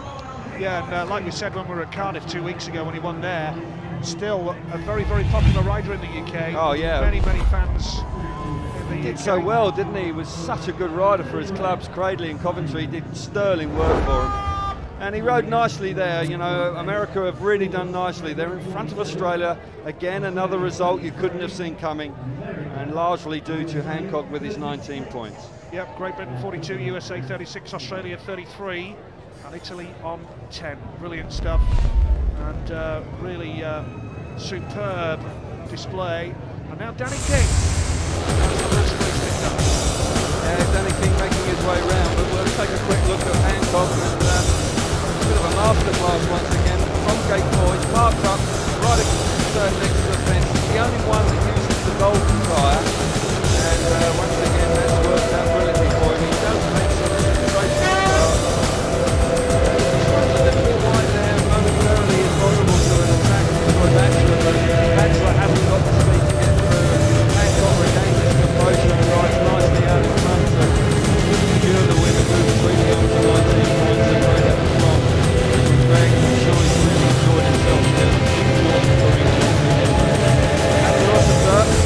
Fired up with plenty of fuel there. Enjoyed his night, his team, and goes into the final. And I'm sure we're going to see more of Greg Hancock next Thursday at the race-off in Bidgosh. Absolutely right. Quite a lineup for the race-off in Australia and the USA. And I mean, no major surprise if Australia did bring back Chris Holder, because speaking to him in the pits before the meeting, well, just saying that, you know, he felt this meeting came a little bit too soon for him because he's not been back on a bike. No, and it's very physically demanding here at the Norfolk Arena. Bidgosh is possibly a touch easier to ride and quite as tough physically. But that race-off on Thursday, you won't want to miss it. That is going to be a hell of a lineup. Yeah, Ricky Wells goes off the inside for the USA here. Danny King off gate number 2 in red for Great Britain. Jason Doyle gate 3 for Australia. Nico Cavati going off the outside in yellow. It's been an entertaining night tonight. Steve Evans from the USA management there, shaking Alan Rossiter's hand. It's a great achievement for Great Britain to win here at King's Lynn tonight. The final race of the evening here at the Norfolk Arena. Oh, bit of movement there. What a start from King. Yeah, but he's missed one wheel, yeah. Absolutely right, and that was allowed for the Australian to move there. Jason Doyle quickly at the start there, and now Danny King really charging hard. Cavati's got to the fence. Got to get off. Well, they all rushed in there a bit hard. That was quite a scruffy start. There was movement from Doyle, and then King seemed to make an absolute jet-propelled start, but then lifted, and then any advantage he had, he gave away. Cavati looks like he's okay. He'll be excluded. He's just a little bit too eager there running through. They're trying to finish on a grandstand style. Maybe they were just dealing with the favour. If you win this race, they're going to sign you up. But it doesn't quite put it off. He's on the outside, yellow helmet colour, rolling speed down the back straight, trying to go between riders, and then runs out of room and runs into the deep, heavy stuff there and has to bail off. He's up and about. You can see him there. He's up and about.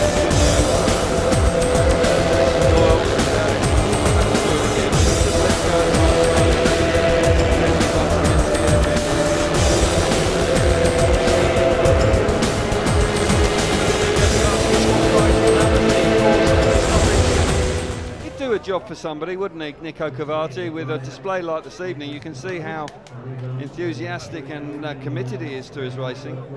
And I do know, I spoke to him briefly when we visited Birmingham earlier this year. He loves coming to the UK to ride, so fingers crossed he can get fixed up somewhere. Yep, he's actually winning there when he bumped against the track before he actually hit the air fence. So no surprise if he just had the wind knocked out of him. Well, there are a lot of people leaving the stadium already, so we get a quick cut away here. Certainly no great got the job done. Let's see it again. That was a very satisfactory start. Yeah, he's a bit scruffy with Doyle, and then it looked like he was making most of it, but then lifting, and that killed the momentum. Doyle was able to recover and get himself to the front, but he then just gets himself into all sorts of trouble. Running into the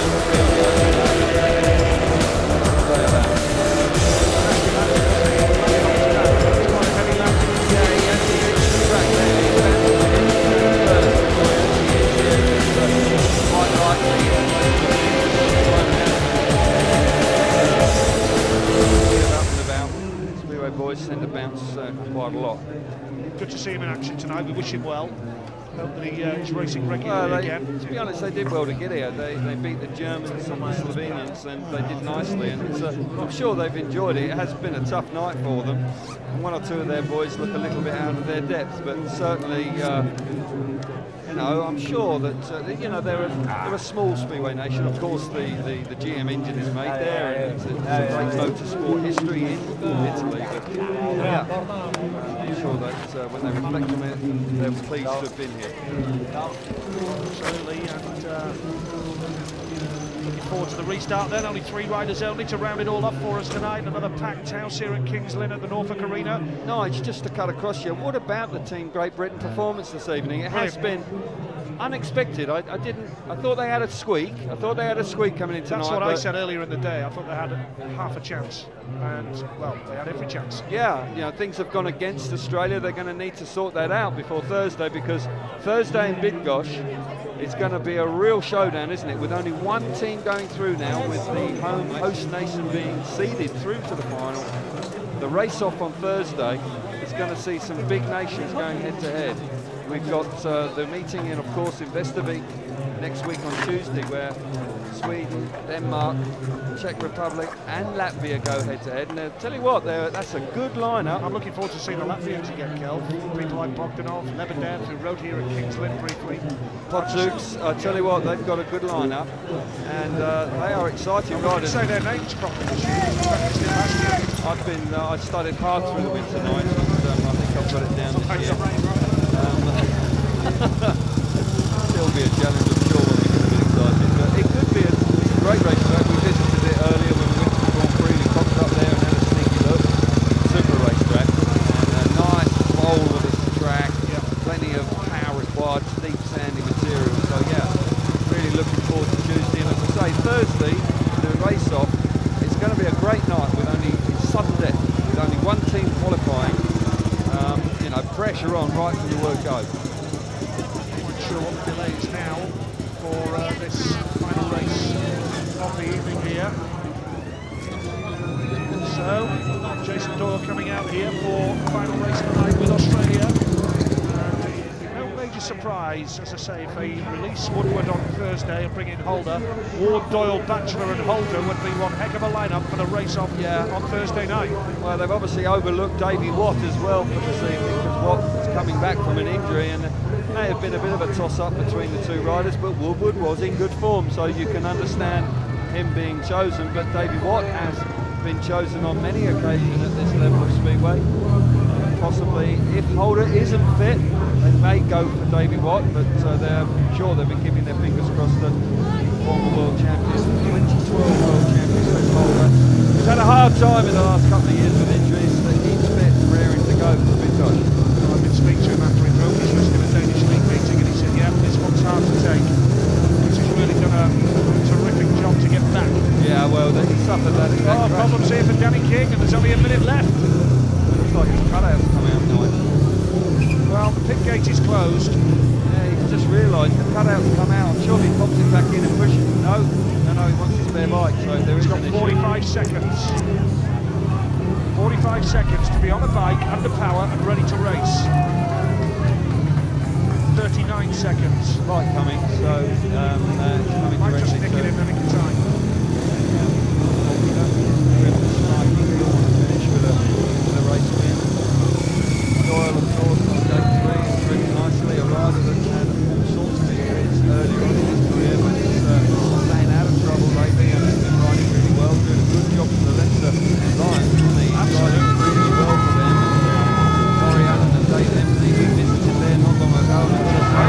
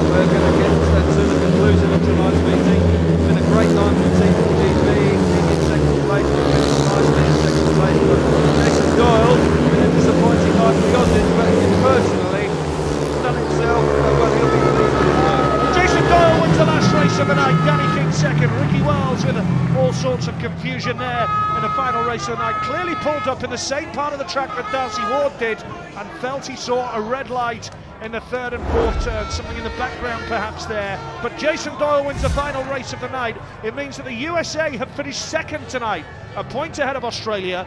Great Britain 44, USA 37 and Australia 36. What a terrific night we've had here at the Norfolk Arena, Kings Lynn, and the host nation in Event 1, Great Britain.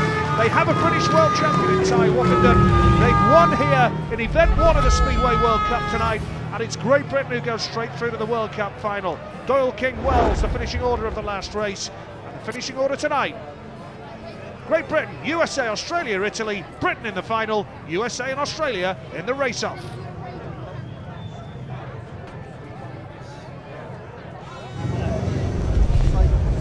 Yeah, what a great night for Team GB there. Mark Lemon just once again explaining what he thinks is going on down in turns 3 and 4 with the World Champion title. Disappointing there for Ricky Wells as well, who clearly was caught out by something there. But it wasn't their night to be, it was Team GB's night. And those fans that have come out in their thousands here tonight have been treated to a great display by the home team. Good stuff. Brilliant stuff. The fans have loved every minute of it here at the Norfolk Arena. Well done to Team Great Britain.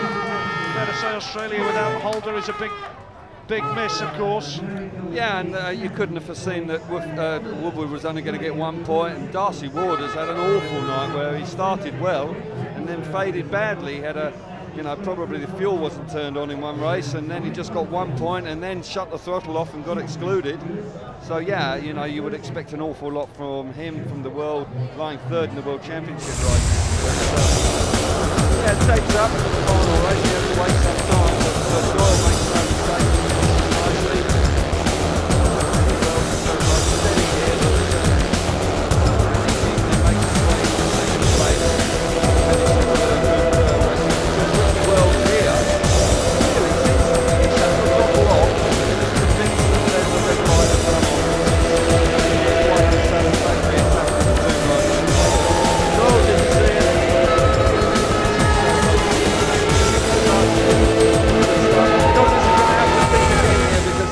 Dig very deep for a highly competitive race-off next Thursday in Bydgoszcz. Well, it's Team Great Britain who are going to make their way onto the circuit as meeting winners here tonight. Brilliant stuff. And everyone of them has done a fantastic job, and it's hard to see any changes that Alan Rossiter might decide to make for the final. They really have done a fantastic job here. Let's get some reaction. Chris Holder, who's the non-racing captain for Australia, is with Jason. Well, Chris Holder, non-racing captain tonight. Was it agony to watch? Yeah, it was. We didn't have the best of nights. We tried hard. It just didn't seem to go our way in the end. And GB were awesome tonight. They got a roll on and they capitalised on it. And America surprised us and even beat us too. So they were on fire. And we just regroup now and look forward to Thursday and just make sure we get the job done there. I know that you wanted a week off, but will we see you back for the race-off on Thursday? Yeah, 100%. Today was no good watching. That was killing me. So, yeah, 100% I'll be there, and I'm looking forward to it. And hopefully I can help the boys get through. But, we've got a good team. It just wasn't our night tonight, and that's the way Speedway is. But good turnout, good crowd. GB did awesome, and it was a good night. Look forward to seeing you back on the bike, Chris. Me too. Well, that's good news that Holder's going to be back, because he was sorely missed this evening. Mark Lemon will be delighted to hear that. And it's a rider of his quality and class can only boost the side. And with Holder in the side, they look quite a formidable team. Let's hear from Greg Hancock now with Jason. Greg Hancock, still smiling, a 19-point return tonight. Congratulations, and you're in the race-off. Is that where you were expected to be at the start of this meeting? Well, I don't know about the expectation, but the will, we wanted to get to the race-off, and, to make the final would have been an absolute long shot. But, the way things went for us last year, we never give up, and that's the beauty of riding for America. How can you push it one extra step then from the race off on Thursday to make it to Saturday's final? Points. We just need more points, and you know, again, this is very, very satisfactory for us, and it's a bonus to finish second tonight. We didn't expect that. I think that we wanted to give a push, but you know, we're hard chargers and we have a game plan for the future, and this is more than on par. Well done. Good job, Greg. Thank you. Thank you. Thanks to all those fans. Yeah, great stuff from Greg. Yeah, super riding from Greg, and I just sense that he needs just a little bit more support for them to make it through the race off. Let's hear from Ty Woffenden now, the Great Britain skipper with Jace. Ty Woffenden, well, you've just had a week off. You've now booked yourself another one. Congratulations. Yeah, nah, pretty good, but what can I say? All you guys out there, you know, you made so much noise, and you know, we did everything we could, so thank you so much. And of course, you played a captain's role, brought your bike out when Simon Stead needed it. What was the problem with his bike? Oh, he snapped a chain, which is really unusual, you know, doesn't happen very often, but hey-oh, we're going straight to the final, so make some noise. And I guess you'll be, those fans are loving it. I guess you'll be revved up now, galvanised again for the final. Yeah, I'm pumped for the final, but before the final, I might as well chuck in my text to donate. WOFF 60 to 770 and the amount you want to donate. Thanks, guys. Ty, thank you. Yeah, great stuff from Team GB, and they comfortably qualify for the World Cup final next weekend in Bydgoszcz, and what a night that will be. It's a fantastic racetrack. If you can't get there, I would strongly suggest that you watch it on the television. Now, this is a big boost for the sport in GT in Great Britain.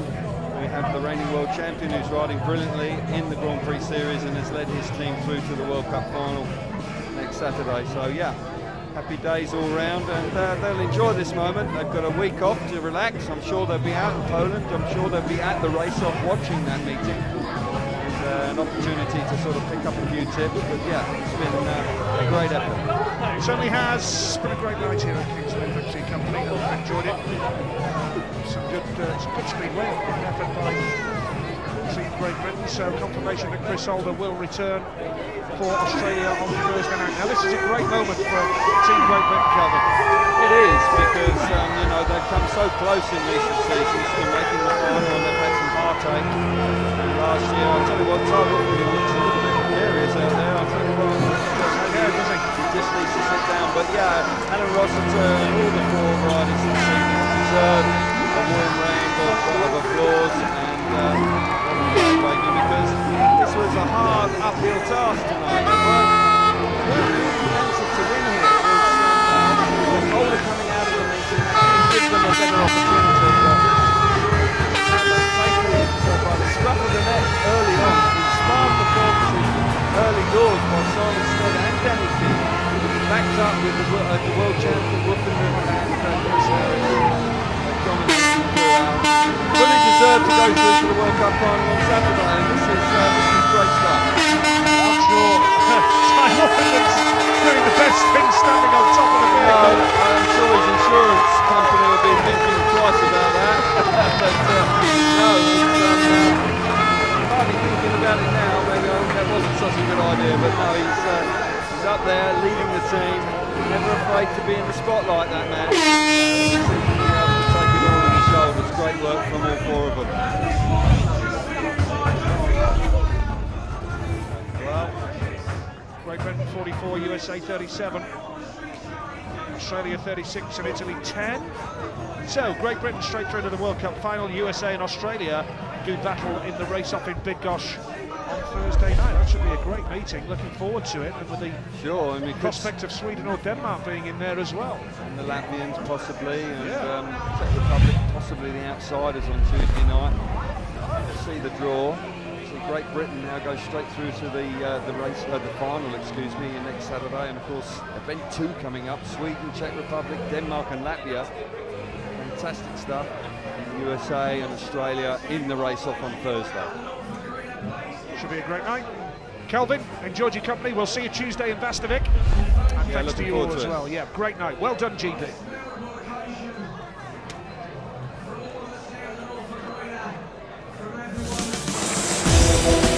Thanks now once again to the FIM Speedway World Cup event at King's Lynn Northern Arena. Beautiful, glorious sunshine. Australians, USA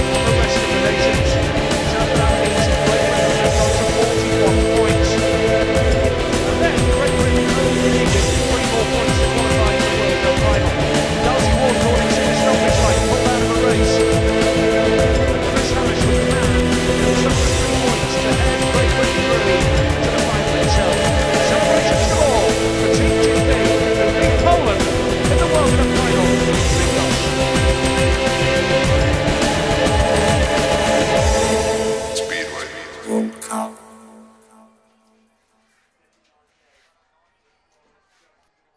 you're right. Thanks, Steve.